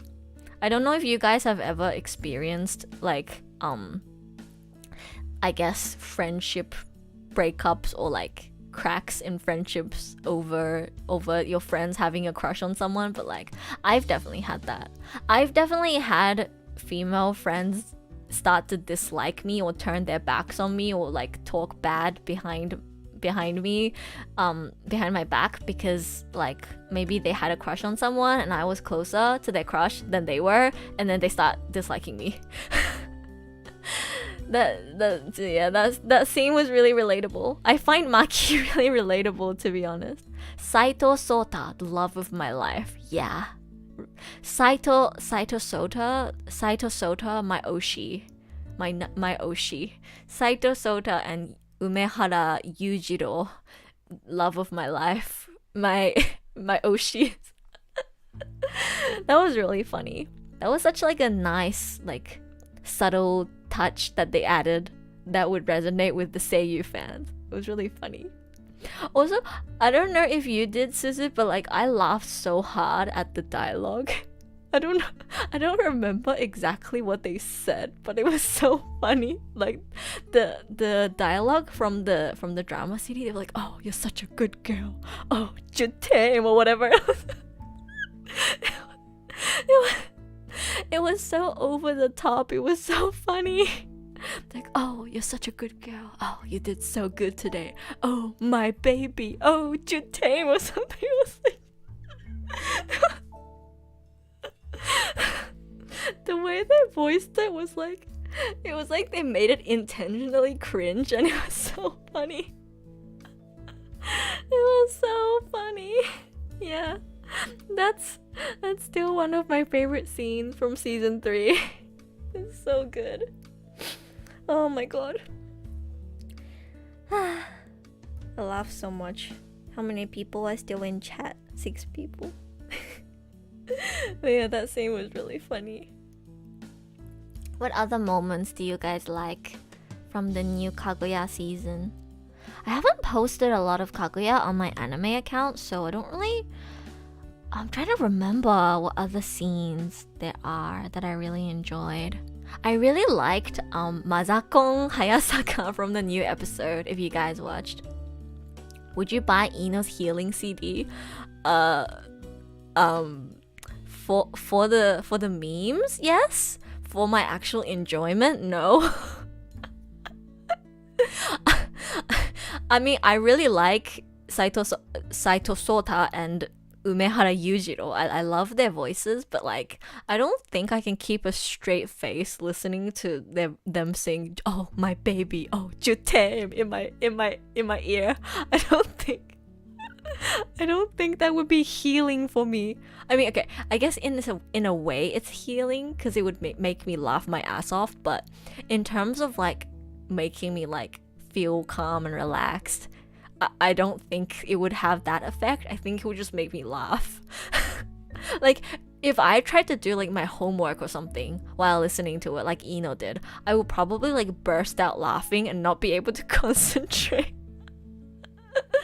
Yeah. Yeah, it's funny. They have good voices, but like in terms of like actual healing, I think it's a bit too cringe. Oh, my princess, Jutame. Like that was the kind of vibe that the drama CD had. I wish I remembered exactly what they said. It was really funny, but I don't remember. I'm pretty sure Saito Sota said Jutame, but I don't remember anything else. They said like some random like French. It was really cringe and funny. Yeah. But yeah, as I was saying, I really like Hayasaka from the latest episode. If anybody is up to date with Kaguya-Sama, the latest episode, Hayasaka was so cute. Like we saw Hayasaka's mother, her mom, for the first time. She's so cute around her mom. She's like, Mama, 私のために来てくれたんじゃないんだ. Like her voice got like kind of higher pitched too. It was so cute. It's so cute to see Hayasaka act differently to how she usually is, because she's usually like so calm and collected and professional. It was really cute to see her kind of like get like, you know, really, how do you call, 母に甘える感じ? Like she was like wanting to be spoiled by her mom. It was really cute. It kind of reminded me like, oh my god, yeah, Hayasaka's like around the same, like she is the same age as Kaguya. It always feels like she's like 10 years older than Kaguya or something. But then you remember, no wait, she's also a teenager and she's also around the same age as Kaguya. I always forget that because she's like a little bit taller and she always acts so mature and professional. I always forget that she's a teenager too. And she's more like sisters with Kaguya than like a, you know, like a guardian figure. I feel like in like the first season especially, Hayasaka just feels like Kaguya's guardian figure. It feels like she's like much older. But then recently I remembered, oh wait, no, she's literally like around the same age. I think it's really cute. And I think it's really nice that they're starting to explore Hayasaka's character more, like in the rap episode as well, where she, you know, rapped out her true feelings, I guess. And she was kind of just like, I want male friends around my age too. I want to experience what it's like to be in love too. I can't rap, I'm sorry. I can't rap. But yeah, like, I think it's really nice. I really like the relationship between Hayasaka and Shirogane. I mean, it's questionable if she's trying to take away Shirogane from Kaguya. No, I think she's not. I don't think she genuinely is trying to do that, but I think she does do it a little bit out of spite sometimes, because Kaguya, because, you know, like sibling things. They're kind of like siblings, so. And Shirogane too. I think Shirogane has had a really positive influence on Hayasaka. The way like he encouraged her to speak out her feelings and be herself. I think he's had a really good positive influence on her. And I really like the relationship. And I really like the character development and just general getting to see more of Hayasaka in season 3. I'm really enjoying that. As a Hayasaka enjoyer, as a cultured Hayasaka Oshi, I am very happy with season 3.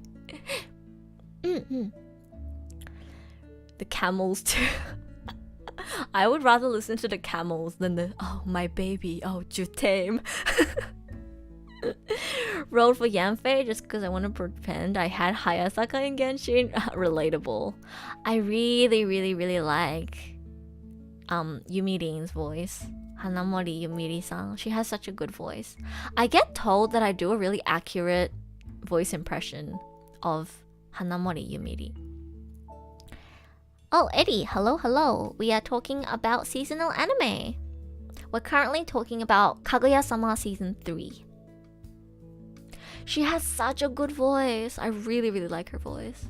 I especially love it when she uses her low tone. So Hayasaka, Yanfei, and also when she voices male characters or non-binary characters. Wait, I was trying to talk about the character from Blue Period. Were they non-binary or were they bisexual? I don't want to get their identity wrong. But I really like the way they used. I really like the voice they used for that character. What's his name? Liu something. I can't remember. Blue Period was a few seasons ago. Let me search it up. Blue Period anime. I think they did identify as he, right?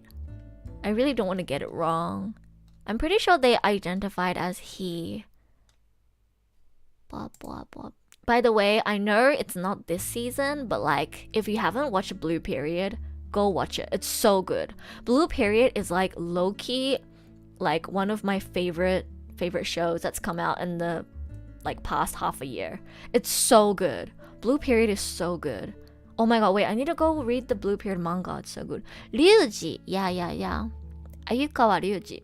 I really like the voice Hanamori Yumiri-san used for Ryuji. And I also really like the way they voice the character from Darwin's Game. Oh my god, I don't remember the name again. But they voice a split identity, or oh my god. I'm losing my memory. All of these shows are from so long ago. But yeah, they voice this character that kind of has an older brother and younger sister personality living in the same body. I don't know what that's called, but Hanamori-san voiced that character and they sounded so good. Oh my god. And it's it really shows how talented they are and how good their voice range is, because when they are in that body as the little sister, they have a high-pitched voice. Yeah, Sui. Was it Sui? I think the older brother had a different name. Darwin's Game. Sui. Yeah. Sui. Sui to Sota だっけ? So. Sui to Sota. Yeah, it was Sui and Sota. Yeah, yo, I really like this character. The way Hanamori Yumiri seamlessly switches between Sui and Sota is chef's kiss. Oh, so good. I love her so much. Non-binary?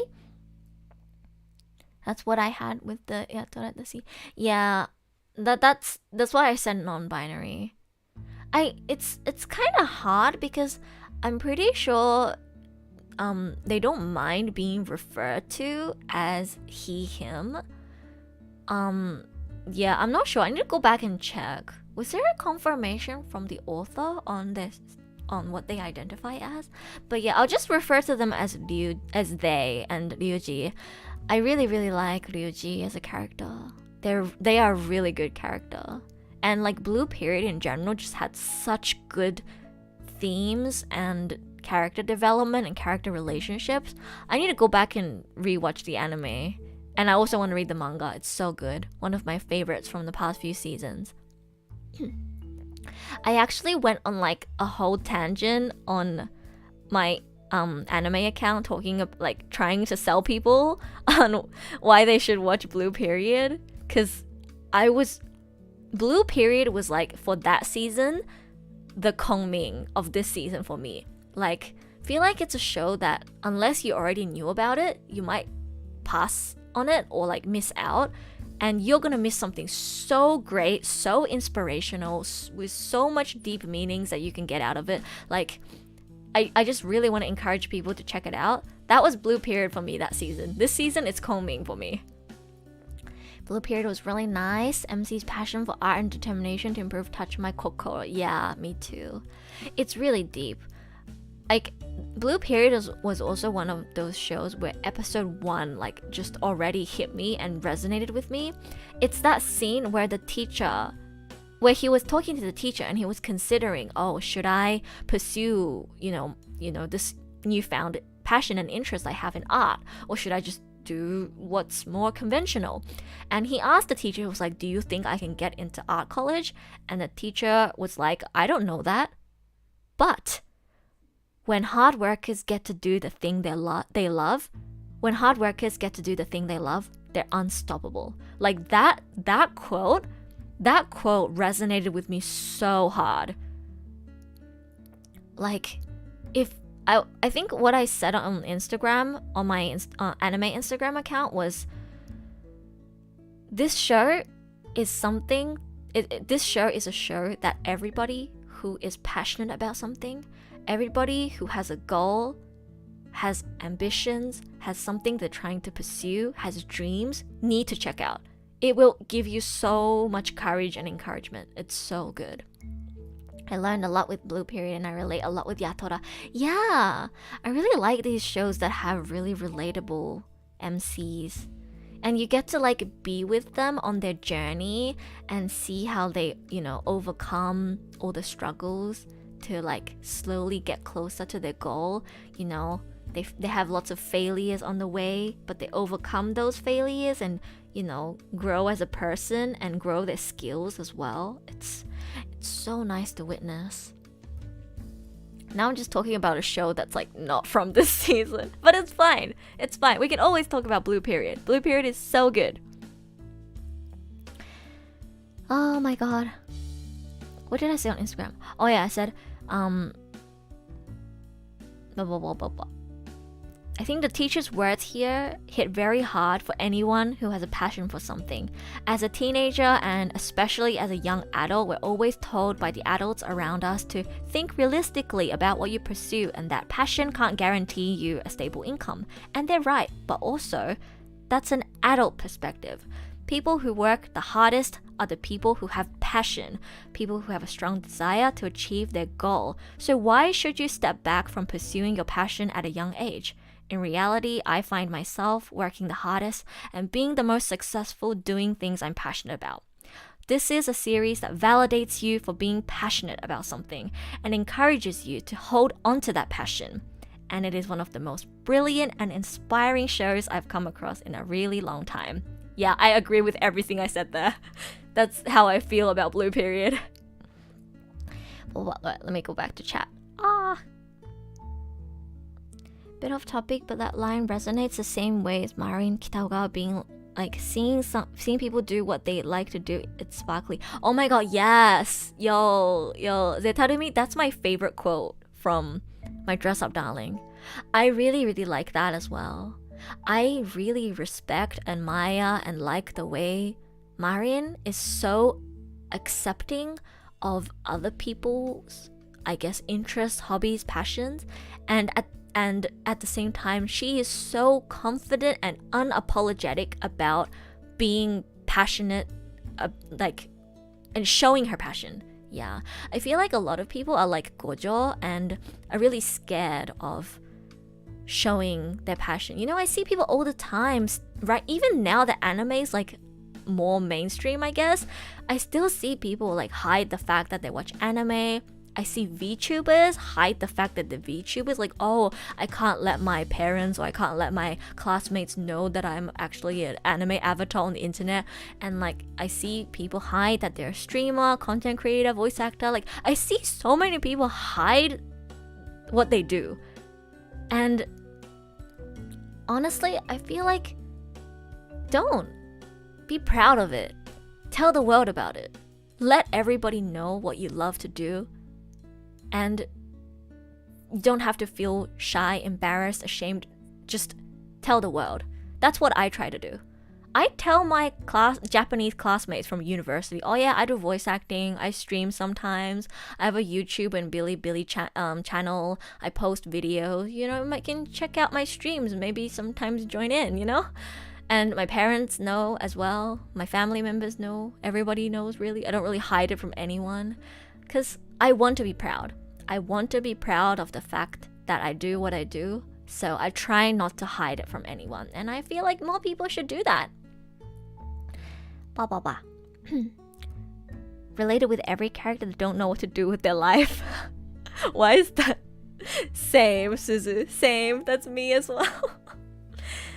Same. I feel like when you're in university, those are the kind of characters that you relate to the most. People who are struggling to choose between, I guess, a more conventional route to take in life or like just doing whatever the people around them are doing or whatever their parents tell them to do, or do you dream big? Do you create goals and ambitions and, you know, think outside of the box and try to push yourself? Like, it's a decision that everyone, especially around the university sort of age, that we have to think about it, right?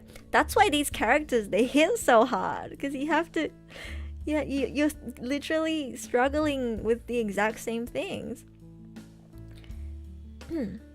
Actually, I was thinking about going to an art school, but chose another type of school. Yeah. There are so many decisions we have to make in life. You have to choose what specific area you want to pursue, and it's a really hard choice to make. I have a lot of friends who, like, they're very passionate about music, or they're very passionate about drawing, and if possible, they want to pursue that as their career, right? But it's a really hard choice to make because, you know, creative works, freelance work, a lot of that stuff, it just doesn't have the same kind of stability as a 9 to 5 job. Streaming as well, it just doesn't have the same kind of stability as a 9 to 5 job. And, you know, people need money to live. You need to have a stable income, especially if you're going to be moving out.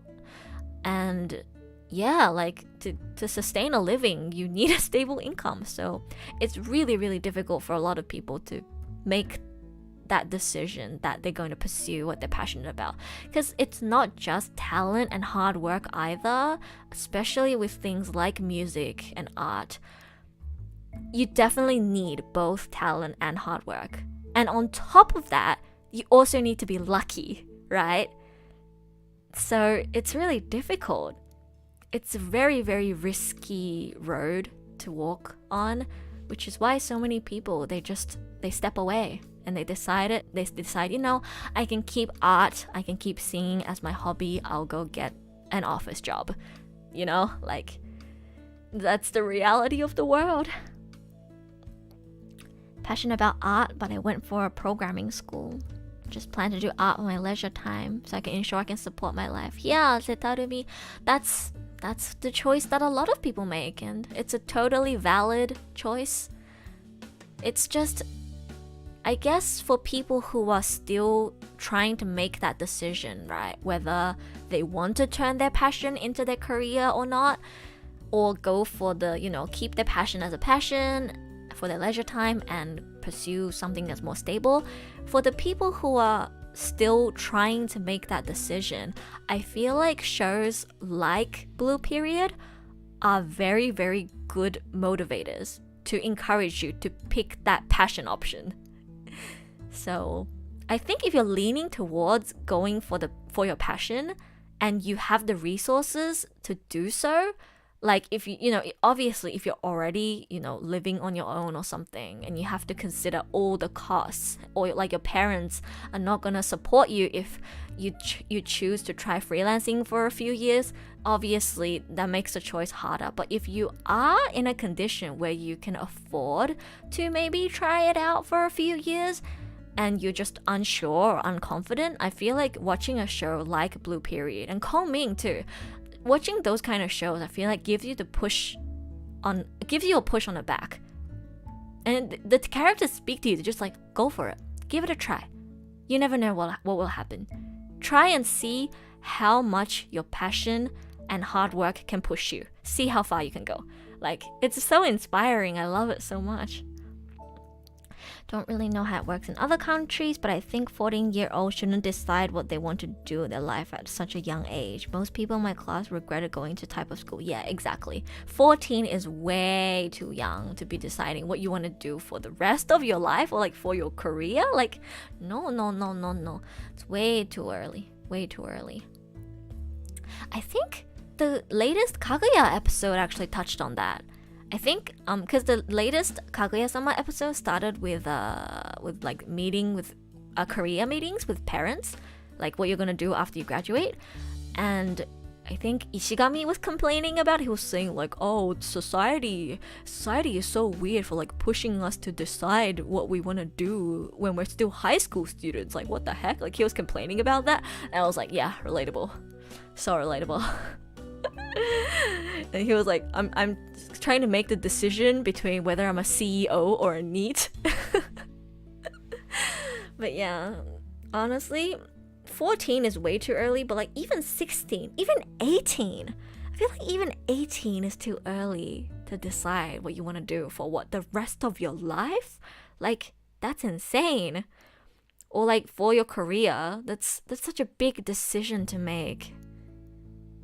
But yeah, I really like anime that can inspire you to make a decision in your own life. Those type of shows have a special place in my heart, which is why I'm pushing so hard for Kongming this season. I think Boy Kongming has some of the same magical power that Blue Period had on me. It kind of gives you a push on the back to keep working hard towards your goals. It's very inspiring to see a girl who has talent and passion slowly get the platform and the support that she needs to shine brighter and to, get her foot on a bigger stage. It's very inspiring to watch. Oh god, I'm getting hungry. How long has it been? 3 hours. I feel like we still have a few more shows I want to talk about. And also, I'm really enjoying this deep life talk. Thank you for being here and talking with me about all these deep life stuff. If you can't tell, I love talking about life and just this kind of deep inspirational stuff. Wait, I'm gonna use my be right back screen because I have one. And I'm gonna go get some food. Okay, because my stomach is growling. I'm hungry. I'm gonna go get some food. I'll be right back.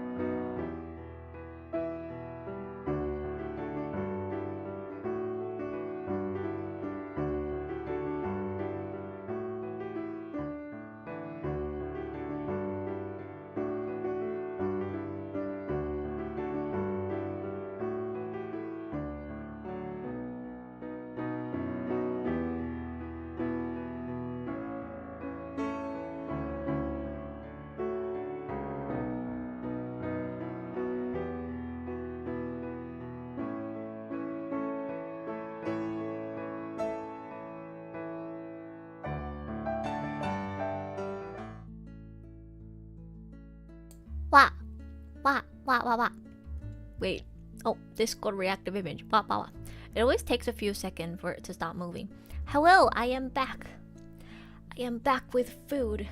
Guess what food I got? I got some macaroons. Yay. I found 2 macaroons in the fridge, so I took them. Yummy. Macaroons are yummy. Oh.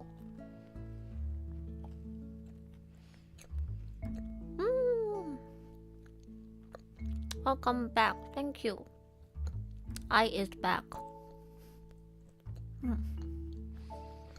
It's nice to see that you guys are still here when I come back. おかえり、ただいま。Wait, let me look at the shows that we haven't talked about yet. So we talked about Kaguya-Sama, and then I went on a tangent about Blue Period. Ha ha. What are the other second seasons? Oh yeah, Komi-San season 2 and Rikekoi season 2. Are any of you guys watching Komi-San or Rikekoi season 2? Rikekoi is the science fell in love, so I tried to prove it. It had a season 1 a pretty long time ago, like a year or more ago. The main characters are voiced by Uchida Yuma and Amamiya Sora. That's why I watched season 1. But then I watched it and it was actually really good. Like, I really like the way they, it's just a nice twist on the romance genre because they're STEM students. Their university work is to like do scientific research, so they try to find out how to scientifically prove that two people are in love, and it's really interesting. Even as somebody who's not like that interested in science, I mean, I'm not a STEM student, I'm a art student, so I'm a liberal arts student, so like I'm not really good with science and stuff, but like I really love anime that revolve around science. I don't know what it is about anime that makes science so interesting. Is it just me? Like Dr. Stone. I love Dr. Stone. Anybody in chat love Dr. Stone? I love Dr. Stone. It's so weird because like in science class I'm like no, brain off. I hate everything. But then I watch Dr. Stone or like Rikekoi. I'm like, oh my god, this is so interesting.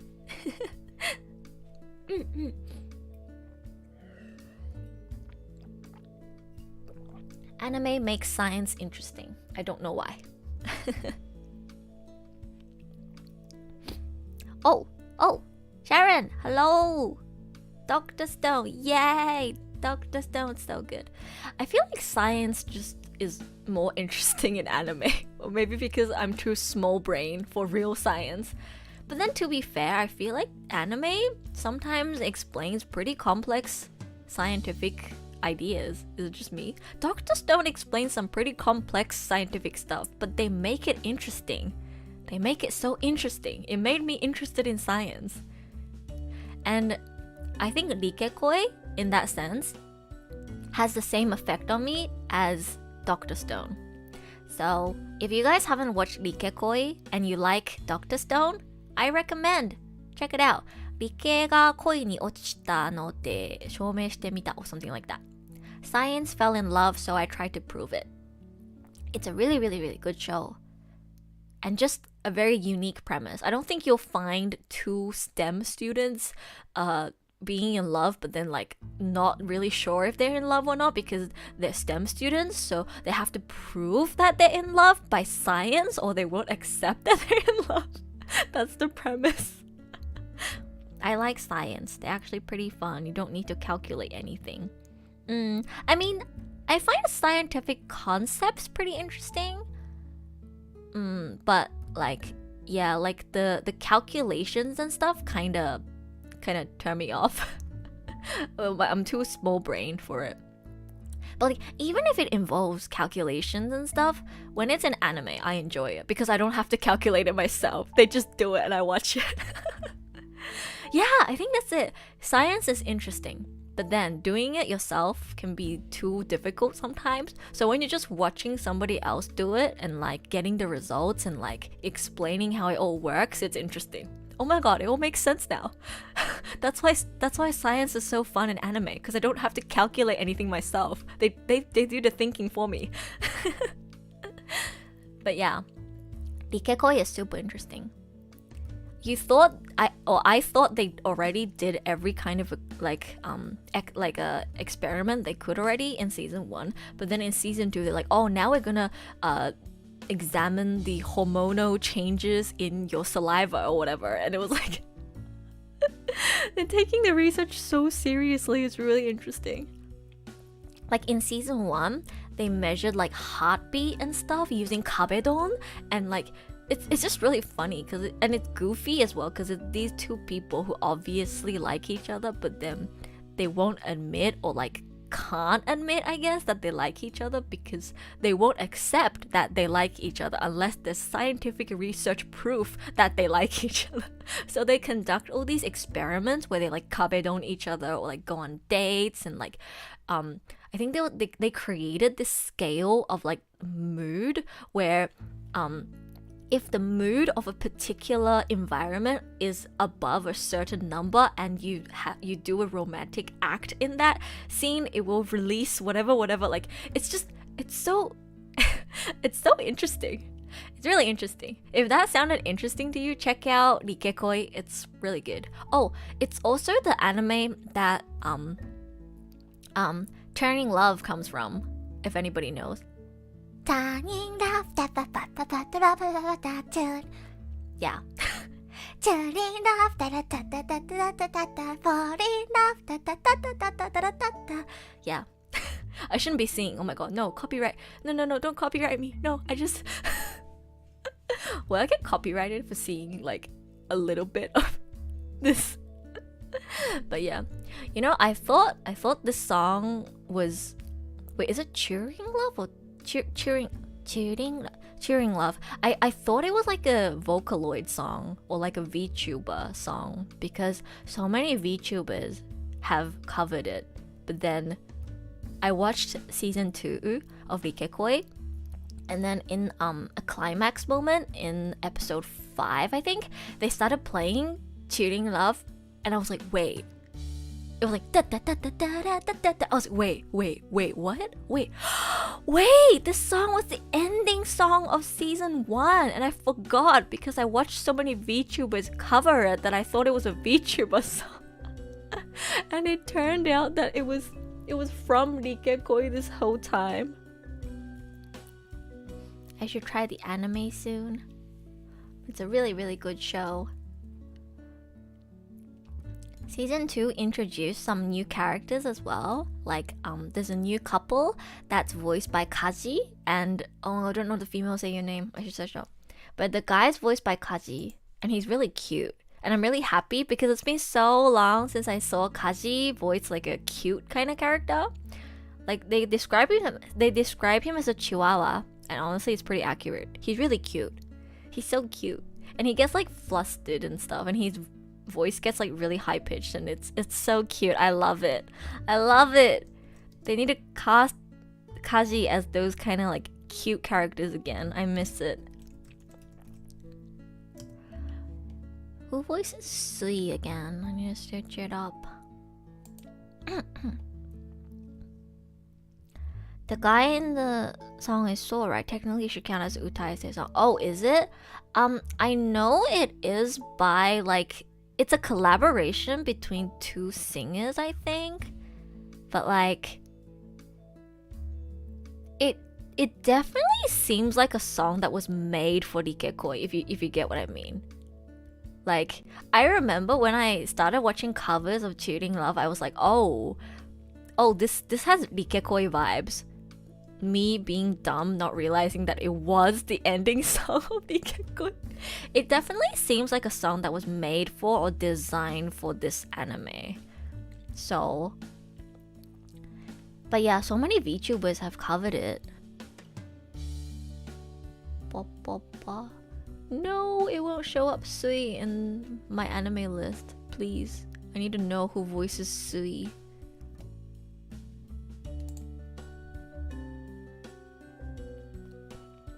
But yeah, if you guys were ever curious as to who or where the song comes from, it's the ending song to Rikekoi. And Rikekoi is a really good show. You should watch it. Watch it for it's worth watching just for Uchida Yuma and Amamiya Sora. They're both my favorites. Amamiya Sora is one of my favorite female seiyuu. I didn't really get to talk about her in the seiyuu talk episode. Oh my god, wait. I need to do another seiyuu talk episode sometime. There's so many seiyuu I missed out on talking about. But yeah, as you guys know, I love Uchida Yuma. And like in general, it's just a really interesting premise. I really like Kosuke and Ibarara's relationship too. Yo, Kosuke is so funny. I don't know if anyone in chat is watching season 2 besides me, but like the latest episode, they do like this experiment where they go on like multiple couples go on a date in the same location, and then they try to like measure like what was it? Like if the couples around the test subject mimic what they're doing, like what the results will be like or something. But they were doing an experiment, and then every pair is like a boy and a girl. But then there's Kosuke with his phone. No, it was Kosuke with a figurine of his favorite 2D waifu. It's so funny because it would cut to the other characters being like, oh, this and this, what should I wear? And then another couple cut to them and be like, oh, the girl's like, oh, this and this, what should I wear? And then the guy will be like, maybe this one. Or the guy will be like, I'm not sure. And then it will cut to Kosuke, and he's just standing there with his phone and his Aika, his anime waifu figurine. And he's like, hey, Aika, I think all of these clothes would look good on you. It's so funny. It's so funny. It's so funny. I love Kosuke. Kosuke is the most relatable character in this show for me. There was like, oh my god, wait. In season 1, there was this entire scene where Himuro, or was it Himuro? No, it was Yukimura. Yukimura made like this whole PowerPoint theory to explain why being in love with a two-dimensional character is essentially the same as other people being like obsessed with like idols and stuff. He made like a whole like PowerPoint presentation theory validating Kosuke essentially for being in love with fictional characters and explaining how the motivational factors behind all of that, like scientifically explaining how it's essentially the same as people who are obsessed with idols or have like parasocial relationships with people, with like celebrities and stuff. And honestly, like I love that scene. It validated me. It validated Kosuke, but like it also validated me. I felt validated for being in love with fictional characters. So if that doesn't convince you to watch it, I don't know what else can convince you. It's just a really fun, interesting show. The comedy is top-notch. And the voice cast, the seiyuu is top-notch. The, opening, ending songs are great. And yeah, it's a really interesting concept. You should definitely check it out. I feel like I recommended a lot of shows today. I hope I convinced you guys to watch some of these, especially Kongming. If I manage to convince a few people to watch ya Boy Kongming, then my mission is accomplished for today. What else was there? Oh yeah, Komi-San. Is anybody watching Komi-San? I mean, it's season 2, so I guess if you haven't watched season 1. Yo, season 2 came so fast. Isn't there like only 1 season or like 2 seasons between season 1 and 2? Komi-san came so quick. Thanks, Kosuke. Yeah, Kosuke, as the representative of 2D love, he helped us all get validated. Everybody say thank you, Kosuke. I'm gonna eat another macaron. How?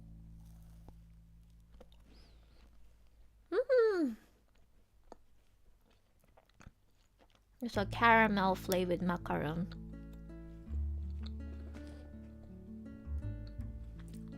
What is it? So is anybody watching Komi-san? Komi-san can't communicate. Komi-san wa komishou desu. Yo, people were so hyped for it when the PV was announced. Everybody was talking about it on my Twitter timeline when the first PV was announced. Oh my god, wait. Now that I think about it, Koga-Aoi-san is like is voicing a waifu or like a main heroine in 2 shows this season. Wow. She voices both Kaguya and Komi-san. Huh.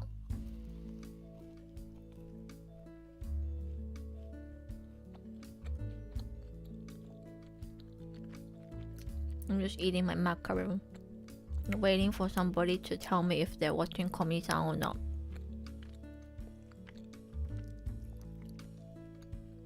I'm not a manga reader.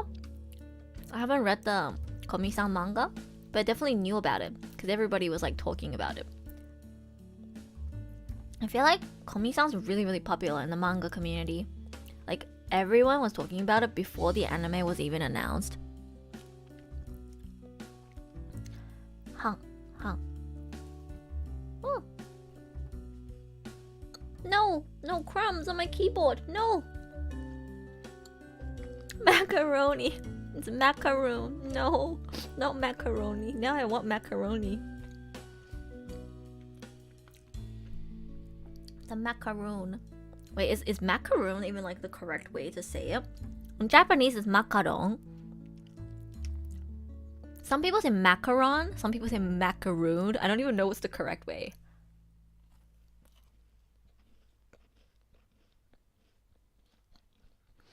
I remember looking at the Komi PV and being like, Komi-san's VA is gonna have some fun.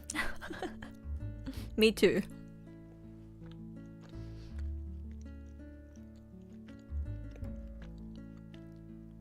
Honestly though, like, I don't know how much you guys know about seiyuu industry, but like,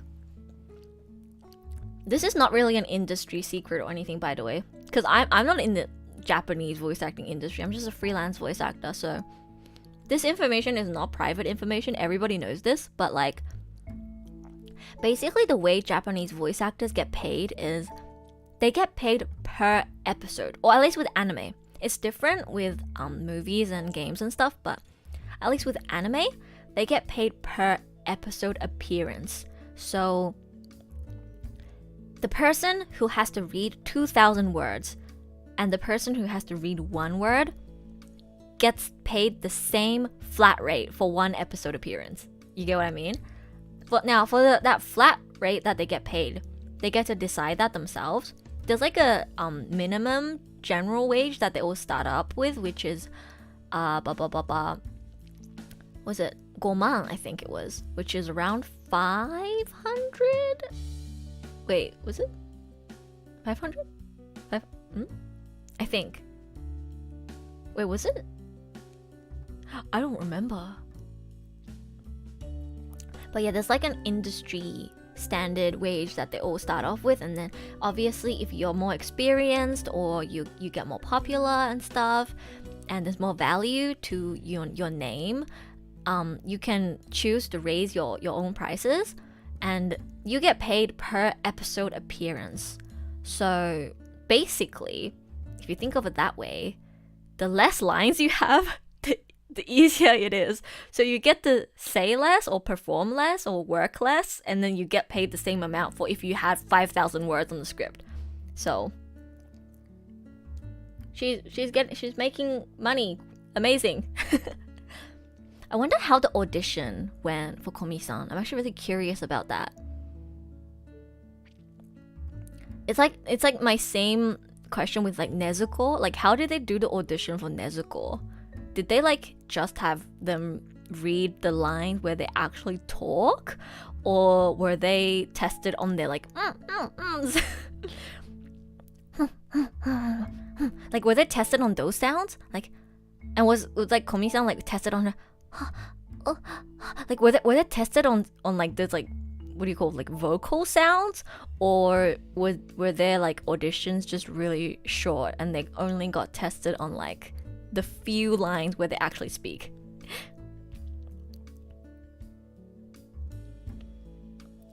Macarons and macarons are different. Wait, really? Wait a second. I need it. Macaroon. Macaroon.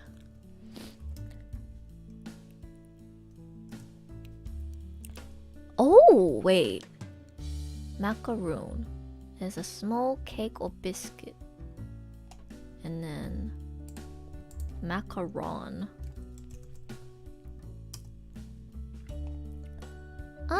It comes up with the same thing. I think it's just some people spell it macaroon. Oh wait, no, never mind. Coconut macaroons. Oh yeah. There's two. Oh yeah, it's macarons, macaroons. Okay, yeah, they are different. The one I was eating was macarons, probably. The like fancy looking French desserts that are really colorful. That's the one I was eating. We bought a whole pack like a few days ago, and now there's only 2 left, and I ate the last 2. Hee. Read an article about it and it makes you think how say you love their job. I mean, there are ups and downs to it. So it's great because it means sometimes you don't have to like read a really, really long script or perform a really, really long script, and you can still get paid a good amount. But it also means that producers, especially when they're on a tight budget, are less willing to hire multiple people, if that makes sense. So what happens is with small roles, sometimes they'll get a seiyuu who's already a part of it to do it. For example, if there's like a young boy who like has 1 line in the entire show, they might just get like one of the random female seiyuu who's already casted as one of the main characters to voice that young boy. You know what I mean? So what that means is, in order to save budget, it gives newer seiyuu or like seiyuu who aren't already casted like less of a chance to be a part of shows, if that makes sense. Yeah. So there are ups and downs. It makes it overall a lot harder to get a job in the first place. So like basically like landing a gig, right? Because they're technically freelancers. They're assigned to a company, but they're technically self-employed. They set their own prices.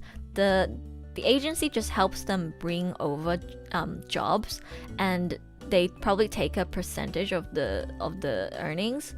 But it's like probably a very small percentage because say you are technically self-employed. It's very, very hard to survive in the industry, yeah. But yeah, I'm really curious how they conducted the auditions for like characters like Nezuko and Komi-San. I mean, Komi-San does talk occasionally, so I guess maybe they tested her on like how much she's able to draw out the I want to talk, but I'm too shy to talk kind of vibe, maybe. Like the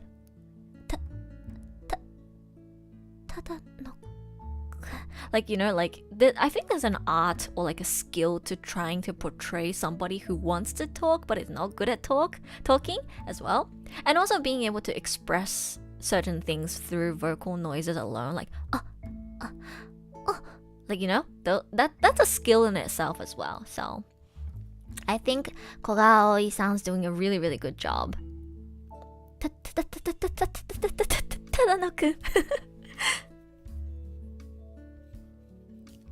That was her audition. That would be funny. Everybody else has like a really long script with like a lot of lines, and then Komi-san's audition is just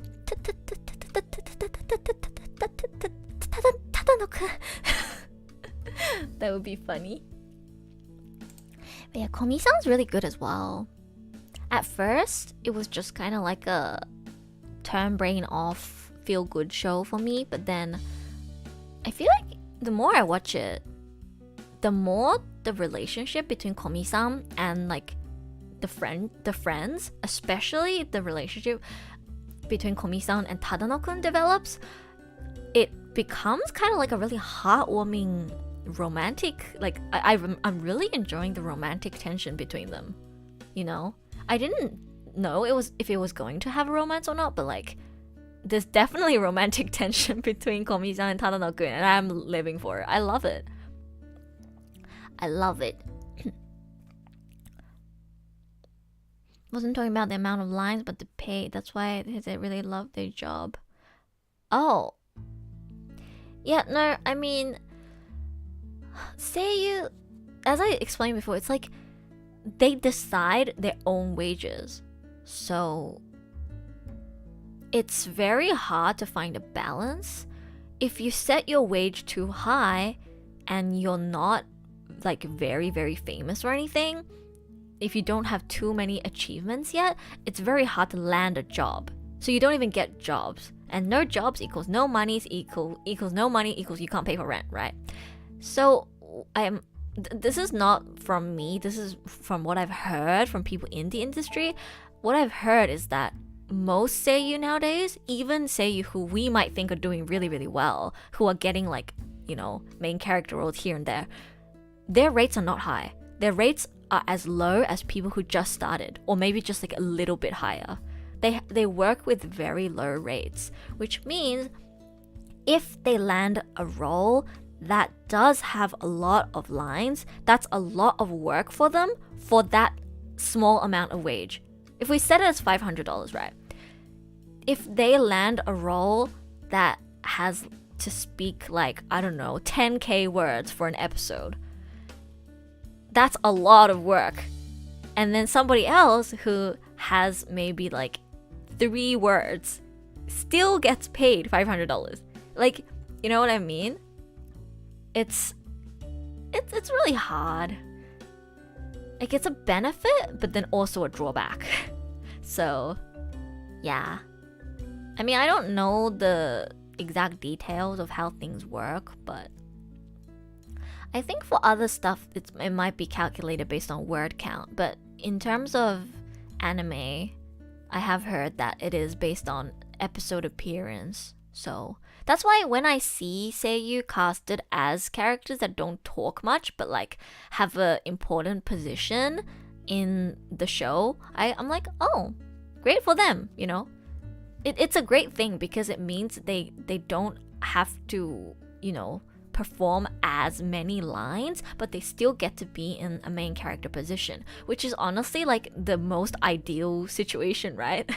So yeah, like when I do see seiyuu get casted as like main characters who are, you know, very quiet or don't really talk much, don't have a lot of lines, I'm like, good for you, feel great, you landed a great role. Osana's audition must have been pain pickle. Najimi, oh my god. In season 1, for me, like, I watched episode 1 and I thought it was really heartwarming. The way, you know, Tadano was able to understand Komi-san's feelings and, you know, became her first friend. I thought it was heartwarming, but like, there wasn't really something that grabbed me. Because there was no comedy in episode 1. There wasn't really comedy in episode 1. There was nothing that grabbed me. And then Najimi came in. And I was like, yo, suddenly the show is like 10 times funnier. Najimi is like, the addition of Najimi in the cast just like made the show 10 times funnier. I love Najimi so much. They're my favorite character. And then now in season 2, I mean, the cast keeps getting merrier, so more comedy, more interactions, more dynamics between different characters, but also in season 2, I'm starting to enjoy it more because of the subtle romantic tension between Tadano-kun and Komi-san. Yo, did anybody watch the latest episode?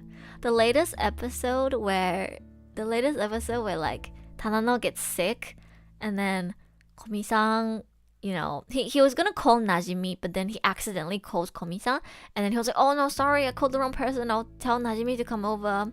And then Komi-san decides to go to his place and, you know, help him. And she like cooks some porridge, I think, for him, and like looks after him, gives him some tea, and then like he fell asleep, and then like she was checking on him, like, oh he's fallen asleep, good. And then, you know, she was like putting the blankets over him, and then she looked at his hand and she was like blushing, and she was like, and then she tried to grab his hand. That was so cute. Yo, that scene was so cute. That like reminded me of my shoujo manga reading days, like that doki doki that you get when the characters kind of like I want to be closer to them, but I'm shy. Like, you know, like that romantic tension. Oh my god, it was so good. But then Najimi ruined it. Thanks, Najimi.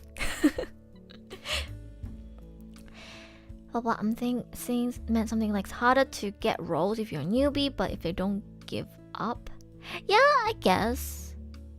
Yeah, I mean the fact that they get to set their own prices might be a system that was implemented so that, you know, newer say you have a chance to get a role, because inevitably if say you get more popular, or you know, if they have a lot of characters and experience under their belt, they're probably going to raise their prices. Even if they don't want to, their manager will probably tell them to, right? So that's what gives the newer seiyu a chance to be considered over the bigger names, because there's so many seiyu. It's very, very, very competitive. So starting off, one of the voice acting coaches that I follow on YouTube said this, but like when you first start off as a rookie, your biggest advantages are 1, your enthusiasm, and 2, the fact that you're cheap. the fact that you're cheaper to hire. So yeah, I guess that's a benefit. Doki doki moments in anime is so adorable. Yeah, I love the doki doki moments in anime. Honestly, that Komi-San scene where she tried to grab his hand, I don't know why, but like there was so much romantic tension in that scene. It really made my heart race. It was so cute. It was so cute. And then I imagine like how Tadano would have felt if like he knew that Komi-san did this, and then my heart races even more. How nice to be young and in love. I'm gonna sound like a grandma. But yeah, it was so cute. So cute. I find the introduction of the new character in season 2 really interesting as well. The really like tough looking blonde guy. Wait, what was his name again? I need to search him up. Komi-san season 2.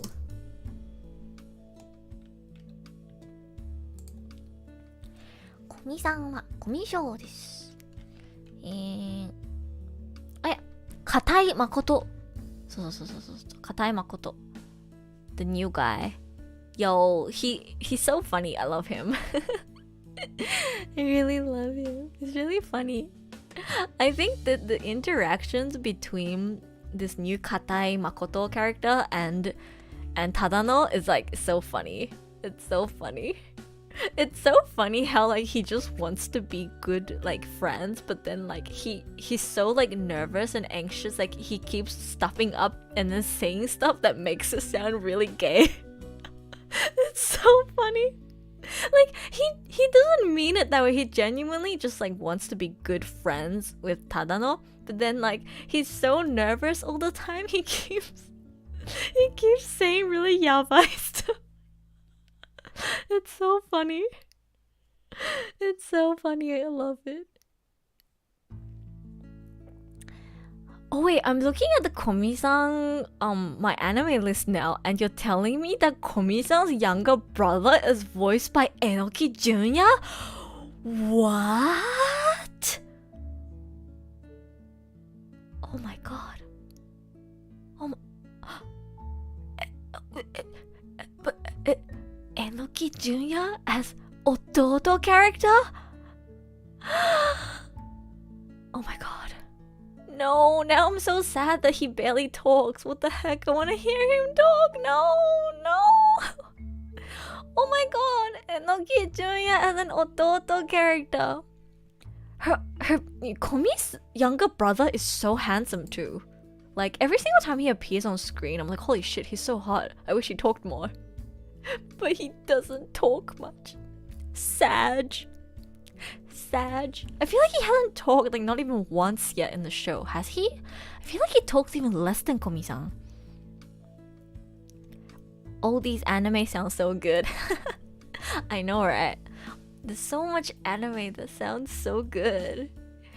And like it was me this season when I was watching other people introduce like what we have this season, and I was like, oh my god, this season is packed. Like everything sounds so good. And I was like, there's no way I'm gonna be able to watch everything. So I ended up like thinking, okay, I'm gonna try one episode of most of them, and then if it doesn't catch my attention in 1 or 2 episodes, then I'll stop. But then they all caught my attention in 1 episode. So I ended up just like watching everything. Man, I mean, I'm not watching everything. There's still some stuff that I haven't watched, but I'm watching a lot. A lot. Have we talked about everything? Let me have a look. Blip. So, Spy Family, Heroines Run The Show, Kaguya-Sama, Komi-San, Rikekoi, Kaッコウの許嫁, yeah, Boy Kongming. Love Live I touched on a little bit as well. Utopia is so good. I'm still trying to learn how to sing Utopia.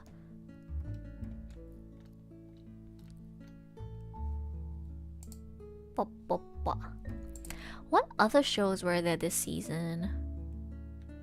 There was like this dancing anime, I think. Was it ballet? There was like this ballet anime that I saw people talking about that looked really interesting too. And I wanted to check it out. But then there's so much stuff that I'm watching already this season, like I can't catch up. I might give it a try if I can get through my essays a bit faster. I also need to catch up to Kimetsu no Yaiba. I keep forgetting. I'm on my anime list and I'm getting like Uniqlo Kimetsu no Yaiba merch ads. And I'm looking at them now. Demon Slayer pocketable tote bag. This looks cute. I want to buy this. $14. I want to buy this. I kind of want to buy this. It's really cute. Uniqlo has so much Demon Slayer merch. What the heck? And I'm just going off topic. Hi, am I late? Kind of. We've pretty much gone through every single anime, but if there's something you want to talk about, I mean, I just had some macarons, so I'm energetic again and I can talk for a bit more. What are you watching this season? I have all the shows I've watched or I am watching in my description, which are Spy Family, Shikimori, Heroines Run The Show, Kaguya-Sama Season 3, Komi-San Season 2, Rikekoi Season 2, A Couple of Cuckoos, Love Live Nijigasaki High School Idol Club, and Boy Kongming, which, if you need one thing, my biggest recommendation for this season, besides Spy Family, because I don't think Spy Family needs me to recommend it. Everybody already knows about Spy Family, but yeah, if I had to recommend one show that's my favorite and I want everybody to check out, it is, drumroll, Boy Kongming. Yeah. Boy Kongming is so good. What was the opening song called? It's so good. It's like Chiki Chiki Chang Chang. What is it called? Chiki Chiki. It was called like, oh no, I don't remember.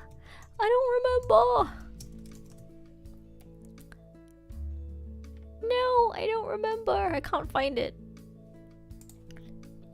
Boy Kongming opening. Oh yeah. Where we go? Chiki Chiki Bang Bang. Wait, is it actually just called Chiki Chiki Bang Bang? I thought it had a different name, but it's just Chiki Chiki Bang Bang. Okay then. I feel like there's like other songs that are called this. Chiki Chiki Bang Bang. I can't believe it's actually just called Chiki Chiki Bang Bang. Man. Chan chan, a chiki chiki bam bam, a chiki chiki chan chan, a chiki. It's so good.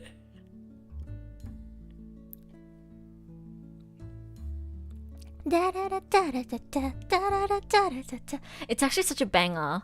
Please watch it. It's actually so good. If you want to know like more like deep reasons as to why I recommend it, I I like talked very, very in depth about it. I'll probably make timestamps. I'll try to make timestamps for this stream for the anime that we talked about. I think we mostly stayed on topic. Like in the beginning, it was kind of messy. Like I switched from here to there, but I think I mostly stayed on topic. We went from one anime to the next, and then the next, and then the next. I think. I hope. Or else it's gonna be really hard for me to make timestamps. But yeah, this season, so good. So much good anime. And out of all of them, Boy Kongming is my top pick for recommendation. My top recommendation.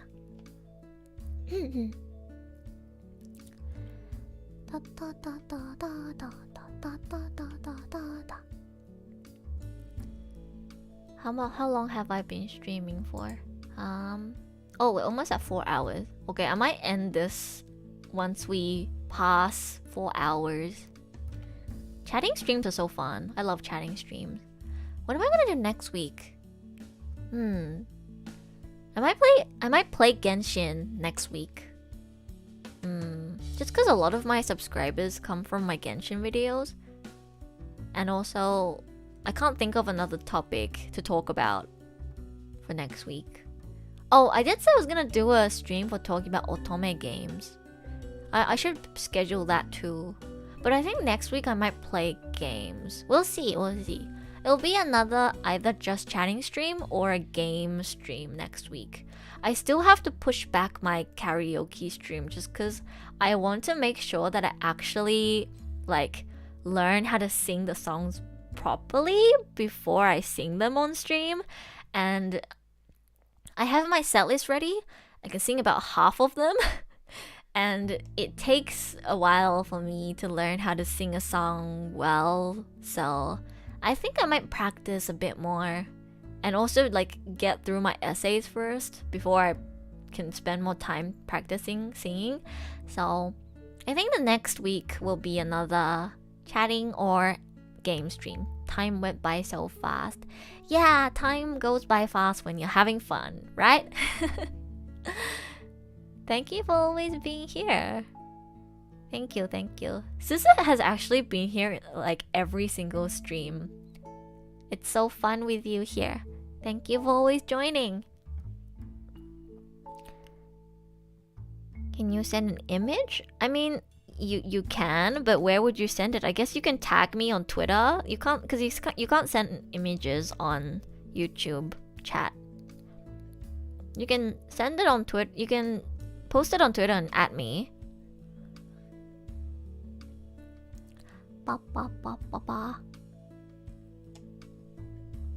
Wait, I forgot that I'm hungry. I had 2 macarons, but that's not enough. More food. I need more food. Suzu, I really appreciate that you're here every time. Now I'm just like, I know, even if I don't have a lot of people come to my streams, I know Suzu's always here. So, it's very, very reassuring. Oh, you don't have to feel pressured to come though. It's just nice to always see you in chat. I really appreciate it. Cause like it's really lonely streaming if there's nobody talking in chat. So I really, really appreciate everybody who always comes. I should probably change up my stream setup next time so that there's something fresh to look at. I might change up my BGM as well sometime. I'm kind of attached to this BGM though. You know when you start using a BGM, it kind of like becomes your go-to BGM because it's like it feels like me, you know? I mean I'm sure somebody else is using this, so because it's royalty free music, so I'm sure somebody else is using this, but like I've used this for so many streams now that now it feels like my style. Wait, let me check Twitter. Oh, fan art? Wait, you drew me? Oh, that's so cute. Oh, thank you. Your art is so cute. Oh my god. That's so cute. Thank you. Oh, thank you. I never thought I would ever get fan art from someone. I'm kind of touched right now. Oh my god. Oh. I'm so touched. I'm not even really a VTuber. I'm just a PNG tuber, and somebody made fan art of me. I'm so touched. Thank you. Wow, thank you. Yo, I would love to use this as like a thumbnail or something if you would let me. It's so nice. You have such a nice art style. I'm like currently thinking like, should I retweet this or should I quote retweet this? It's so nice. I enjoy your streams a lot. Oh, I'm glad. I'm really glad. You know, I always remember, Suzu, that you said, I think it was in like my first stream or like one of my earlier streams, that you don't really watch streams, but then you always say you really enjoy my streams, and that makes me so happy. That makes me really happy. I really get it because like I was also somebody who didn't really watch live streams.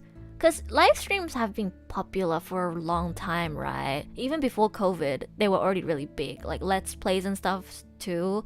Those were really popular. And I never really understood, I guess, the appeal of listening to someone talk or like do something for like, what, 2 to 5 hours. Like I couldn't stay for more than 5 minutes, and I get bored and I would leave. But then around like half a year ago, I got into VTubers, and you know, I found a streamer for the first time that I wanted to be there for 2 to 5 hours for however long they are streaming for. I wanted to be there because I just had fun. I vibed with them. I liked, you know, listening to them talk. I liked being in their chat, and I finally understood how that felt, and that made me realize that if you feel like live streams aren't your thing, that could be because you just haven't found that one like live streamer that you vibe with, right? So if somebody who doesn't really watch or didn't really watch live streams enjoys, you know, watching my live streams, then that makes me really, really happy. You know, I actually prefer talks from indie VTubers like this because most of them are chill and not producing high-pitched noises all the time. I'm glad. I mean, if you go back to me fangirling over Fujiwara Natsumi's voice acting for Damien, I'm sure I released some pretty high-pitched noises too, but yeah, I get that. I get that. Actually, one of the reasons why I couldn't get into streamers myself too was because a lot of them, when they scream and stuff, they do it very, very loudly, and sometimes I kind of just want to chill and the screams are a bit too loud and they kind of scare me. So I get you. Which is why I really like just chatting streams. I really like just chatting and like study with me type of streams. Those are really chill. Like there's no pressure either. You can kind of just have it in the background and you can do your own thing while listening and occasionally be in chat.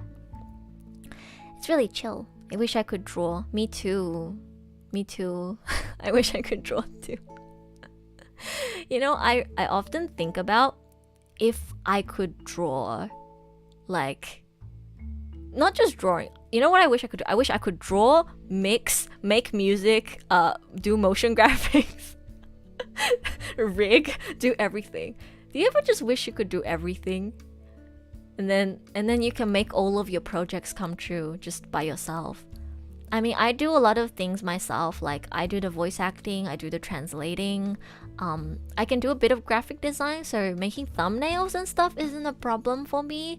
I can do simple video editing, so I can do that myself too. But like, I can't do any like fancy or complex animation, motion graphics, video design stuff. And I can't really draw.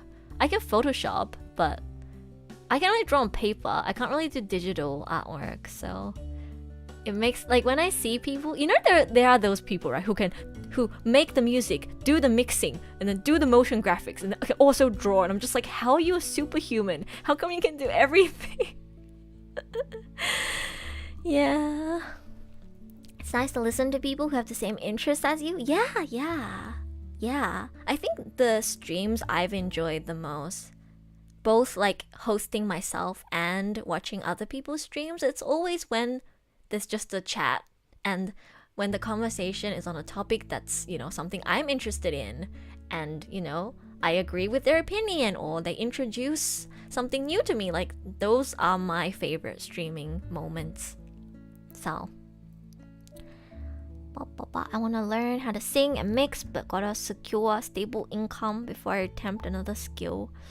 Good luck with securing a stable income. Yeah, financial, the financial aspect is really hard. Like, I do voice acting, and I also really want to improve my singing. So if I could, I want to spend the time and money on vocal lessons, right?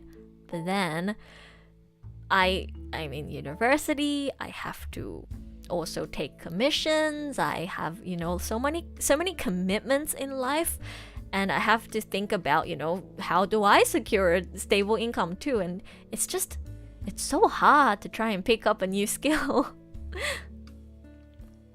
Mood, I want to draw, graphics, play instruments, and more. Yeah. It's the thing is, right, there's so many people nowadays that are like multi-talented, people who can do like absolutely everything. And like, I think every skill is impressive. So like, if you're good at drawing, right, then you should be proud of that. You shouldn't have to feel like, oh, but like that's not enough, I also have to know how to do motion graphics, right? Just being able to draw is already impressive. And I try to say that to myself, like, oh, I'm doing good, I can speak 3 languages, I can voice act, I'm great, I should be more proud of myself.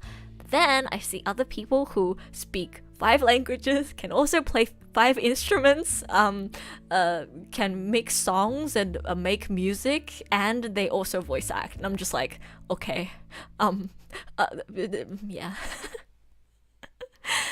Oh man, there's so many talented people nowadays. But yeah, it's you have to focus on yourself. Focus on your own self-improvement. And if the you tomorrow is a better version of the you from yesterday, then you can be proud of yourself. And you don't have to compare your skills to other people, is what I brainwash myself into thinking every day. I might appear pretty positive on stream, but like I actually fall into negative thoughts pretty easily. So I have to convince myself. I have to like try and pump myself up, and, you know, encourage myself and tell myself that I'm doing good and that I should be proud of myself. Honestly, when I get at these, I want to try at least one thing. Yeah, it's very nice to pick up a new skill. I think picking up a new skill is one of the most fun and rewarding things to do. I wonder if I were to pick up one more thing, what would it be? I don't know if I can consider, because like I feel like, you know, things like singing and voice acting, you can like endlessly improve on. Oh, I guess that's true for everything. It's kind of hard to determine whether you can sing or not though. Like, I'm sure to some people at my level right now, I am already considered somebody who can sing. But then to somebody else who's maybe like more musically, you know, I don't know, more musically trained, they'll listen to my sing and be like, oh, she's all over the place, her pitch is wrong, her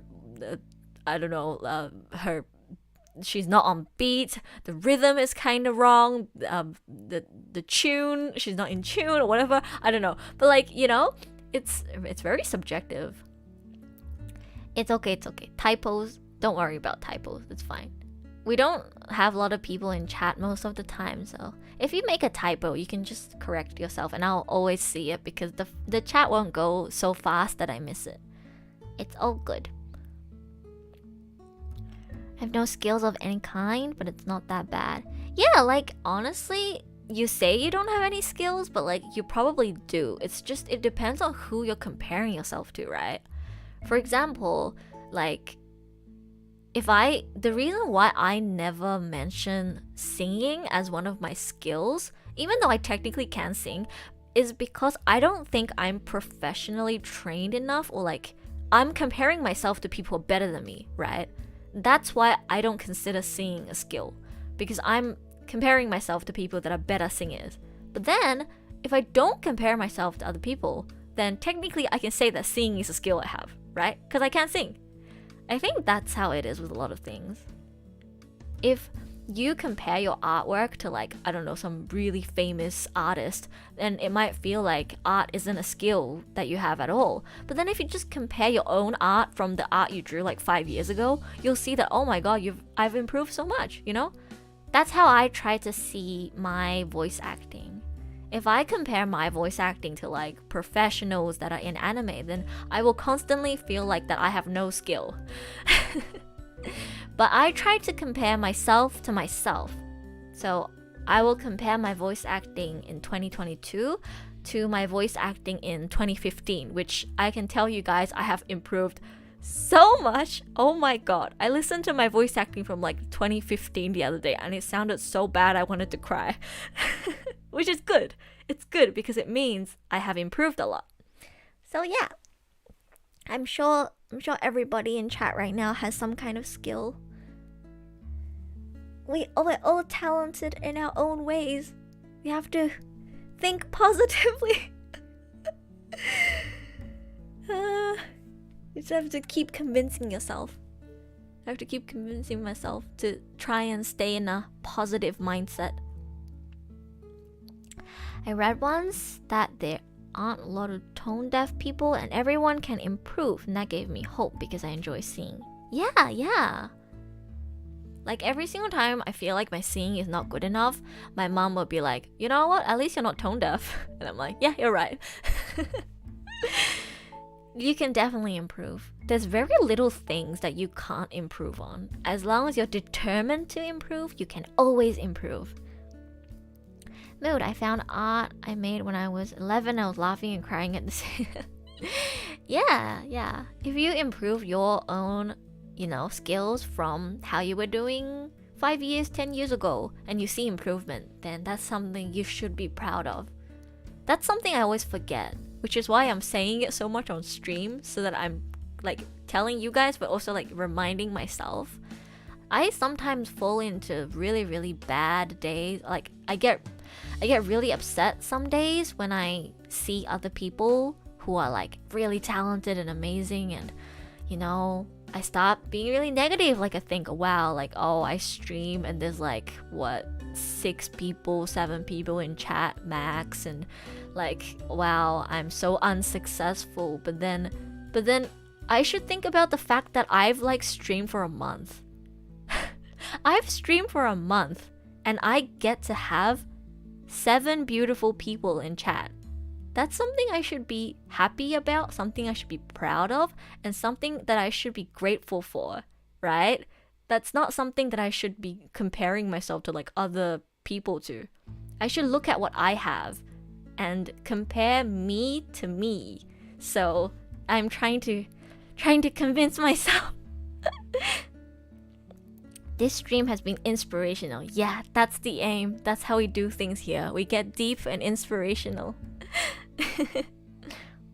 Found notes from my past self, and the truth is that it didn't change almost anything. Really? I'm sure you've gotten better at doing something. Even if it's just like your mindset, right? I think even if it's not like a physical like skill that you can see, I feel like people want just getting through life, your mindset improves, I feel like. I definitely see myself, I used to be even more negative than I am now. I think I've gotten stronger, like mentally, a little bit stronger. Still got a lot to work on, but I think I'm mentally stronger than I used to be. I used to get upset over like comparing myself to others even more. Now at least I can condition myself back to like a better mindset. Having a good mindset is so important.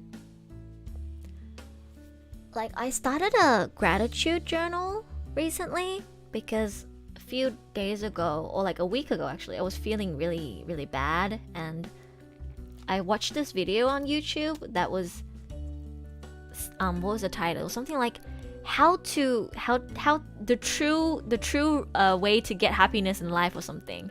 And then it was like you just have to be grateful. Be grateful for what you have and stop looking at what you don't have. Learn to appreciate the little things in life, which sounds like so, like everyone says that. But then when you actually think about it, that's exactly the mindset you need to be happy. If you're not content with what you have and you keep looking at what you don't have, if you're always comparing yourself to other people and you're not looking at your own growth, then like if you're never rewarding yourself or never feeling grateful for the little things that you get, then obviously you're not going to be happy. So it's such a mindset problem. Shifting your mindset changes so much. I know I can improve my art, but I'm not a constant type of person if I have to do things for myself. Yeah, it's the hardest part is always continuing. Which is why the reason why I swore to myself that I would stream once a week at least, even if I'm busy. Like I have to write 4 essays for my finals right now, but I've decided that I'm not going to use that as an excuse to, take a break from content creation, because I want to get better. I want to be better a month, 2 months, half a year from now. So I want to keep going. Consistency and, just keeping up. Just keep doing it. That's very important. So I hope this stream was motivational. I'm gonna write in my gratitude journal later and talk about how I'm happy to see some of the same faces in chat again, that I'm grateful that you guys always, take time out of your day to come and join my streams. I'm gonna write that in my gratitude journal later. But yeah, we're past 4 hours, so I think it's about time I might end the stream. I'm sorry if you came late and you missed out on the anime talk. As usual, there will be a VOD. I will keep the VOD. I don't think I said anything in this stream that's bad that I need to cut out. Debatable. On every single time I finish a stream, I'm like, wait, did I say something that I should like archive, not archive this stream for? I'm still new to this whole streaming thing. I don't know if I've said something that's bad. Hopefully not. That determination to improve is sparkly. Yeah, I will try my best. Sparkly, just like the me in your drawing. Though I'm always late, glad to be here. I'm glad. I do usually stream around this time, so starting from 9 or 10 p.m. JST, and then today is on the longer side because we have a lot of people and I have a lot of anime to talk about, so we went on for over 4 hours. But when it's a topic that there's, or when it's free chat, or when it's a topic that I don't have as much to talk about, or when there's less people in chat, sometimes it only goes for 2 hours. But I think most of my recent streams have been going on for a lot longer. Let me have a look. Yeah, the Japanese stream was short because there was very little people, and it was also free chat, so I didn't have a topic that I could go back to. That's why it finished early. And the Genshin stream, my graphics card was so bad that I couldn't stand it anymore. I didn't want to leave an any longer archive of my graphics card being bad. But I did get a new graphics card, or my dad did, I should say. He used me streaming as an excuse to get a better graphics card for gaming. It's still not the best of the best though. But I think the quality is a lot better than it was before. So I might test that a bit more, and I might stream Genshin next week. I might do the Spiral Abyss. Spiral Abyss? Yeah, I might do the Spiral Abyss on stream. And you guys can see how much of a bad gamer I am. I always say the selling point of my streams is the chatting, not the gaming. The game is just in the background. We're here to chat and have fun talking and interact. I consider that the selling point of my streams, not how good of a gamer I am. If you want to watch a good gamer, you shouldn't be here. I mean, I'm not that bad at Genshin. I have been playing it for like over a year, so I can't beat Spiral Abyss 12 unless I try really hard though. I beat it once, and then like all the other times I'm just like, this is not the amount of effort I have to put in to get these stars is like not worth it. So I just don't do floor 12. I just do floor 11 and I call it a day. The internet is weird, but I like it. Oh, yeah, the internet is great. You get to meet so many people and hear so many perspectives. Looks like I missed anime chat. Oh no! It's okay. The VOD will stay up. I always go back to my streams and watch through the whole thing myself and make timestamps so that if anybody does miss it, they can go back and, you know, go to the different parts more easily. But it does take me like a day or so to get timestamps. So we started off talking about SPYxFAMILY, and then we talked about Boy Kongming, and then we talked about Hiroin Taru Mono, and then a couple of cuckoos, and then I don't remember the order for the rest. But yeah, we started off with the new anime from the season, and then in the second half we talked about the second and third season, so like Kaguya-Sama season 3, Rikekoi season 2, Komi-San season 2, and yeah, I think it was pretty structured. We kind of stuck to one anime, talked about it, and then moved on to the next anime. So it should be pretty easy to follow if you want to check the VOD. I will try to make timestamps too. Ya boy. Are you watching Ya Boy Kongming? I mean, I was gonna end the stream, but like, if you want Ya Boy Kongming, I'm always here to promote it again. I've already promoted it like 10 times in the stream, but everybody watch Ya Boy Kongming. It's so good. Ya Boy Kongming is so good. I was saying how if I had to recommend one show from this season, excluding SPYxFAMILY, just because it doesn't really need me to recommend it. Everybody already knows about it. But yeah, if I had to recommend a show from this season, it would be Ya Boy Kongming. So good. So good. I go into like a lot of detail on why I really like it and why I recommend it, so you can check that out in the VOD. Chan-chan, a chiki-chiki bamba, a chiki-chiki. Oh, the opening song is so good. Nice, I have to check it out. Know what my friend is? Oh, well, I highly recommend you checking it out. It's so good. The opening song is a banger. And also the characters are amazing, and the music is super good, and it's a very inspirational and interesting series. I think it's a show that gives you something valuable. So I recommend it to everyone. Yeah. But yeah, I did say I was gonna end the stream a little past 4 hours. And also, we talked about every single anime that was on my list, so... Wow, there's 8 people in chat now. It always makes me not want to end stream when I see that there's still people in chat. Like, I just want to keep on talking forever and ever and ever. But I know I have to decide on a time to end, or else all of my streams are gonna be like 6 hours. Yeah, Boy Kongming is the first anime, this bizarre genre that I watched since Saint Young Man. Ooh, haven't heard of that. Honestly, like, I thought it was gonna be a really bizarre and weird show because of the opening song, but then when you actually watch it, you realize I wouldn't call it bizarre. I think it's just a good show. Like, I was comparing or like paralleling, I guess, Your Boy Kongming to Blue Period just a while ago, because like they're very different shows, but like I don't know, I feel something similar between them.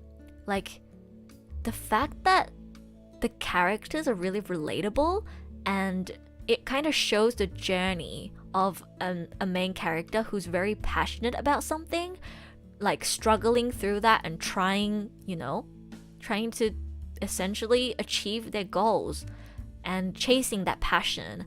And it's very inspirational and relatable. I think that's why I find them so similar to one another in terms of like, I guess, the motivational messages that the shows send out, I think are very similar.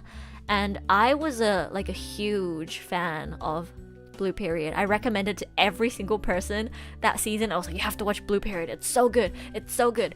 And that show for me this season is Your Boy Kongming. I think if you're somebody who, has a passion for something, especially, I think it especially would resonate with content creators and people who are, I guess, trying to make entertainment their job.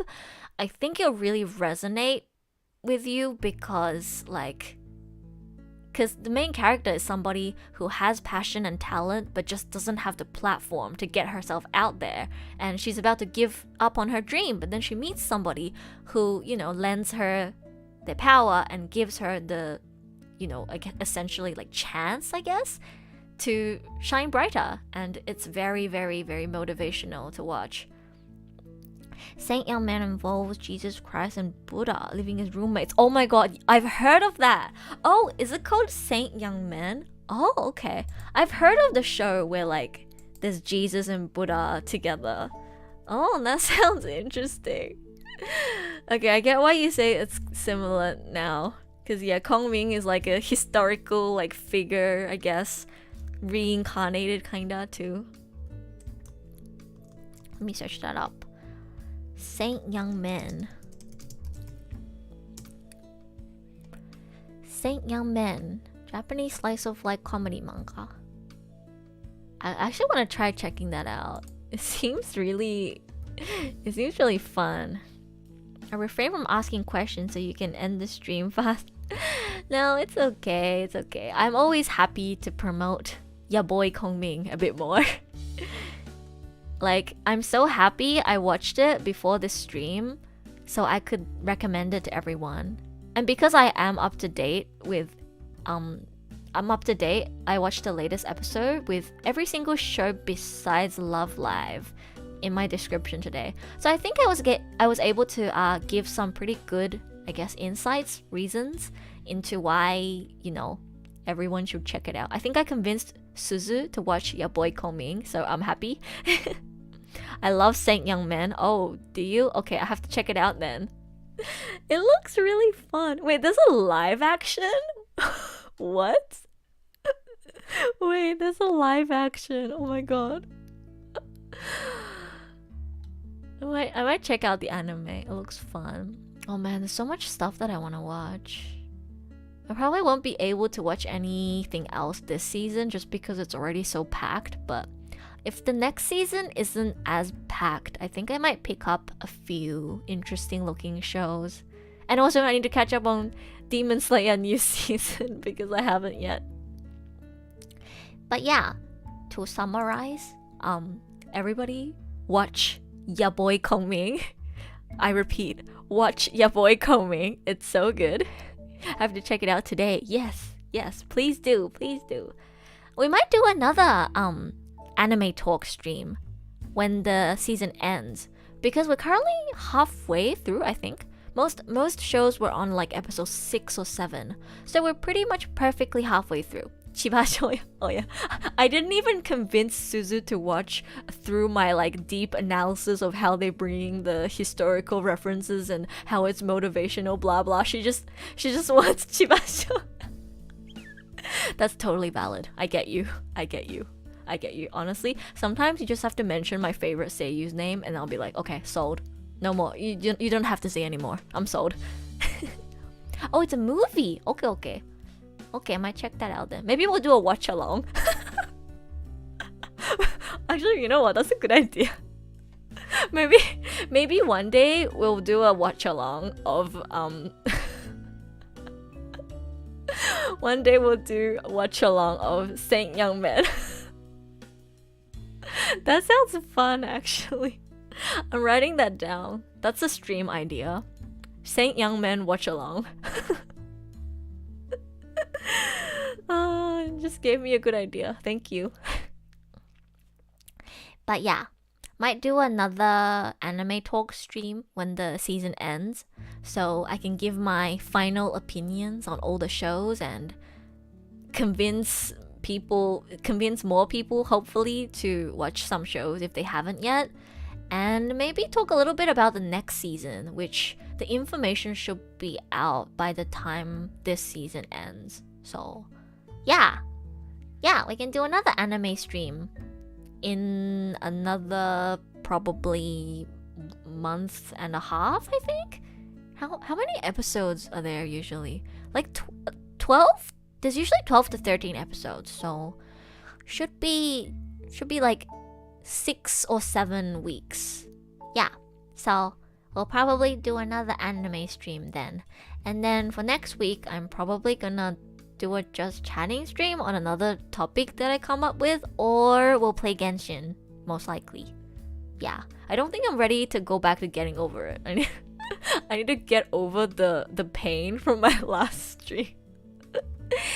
But yeah, next week is most likely gonna be a gaming stream or another chatting stream. I'm pushing my karaoke back again. I'm sorry.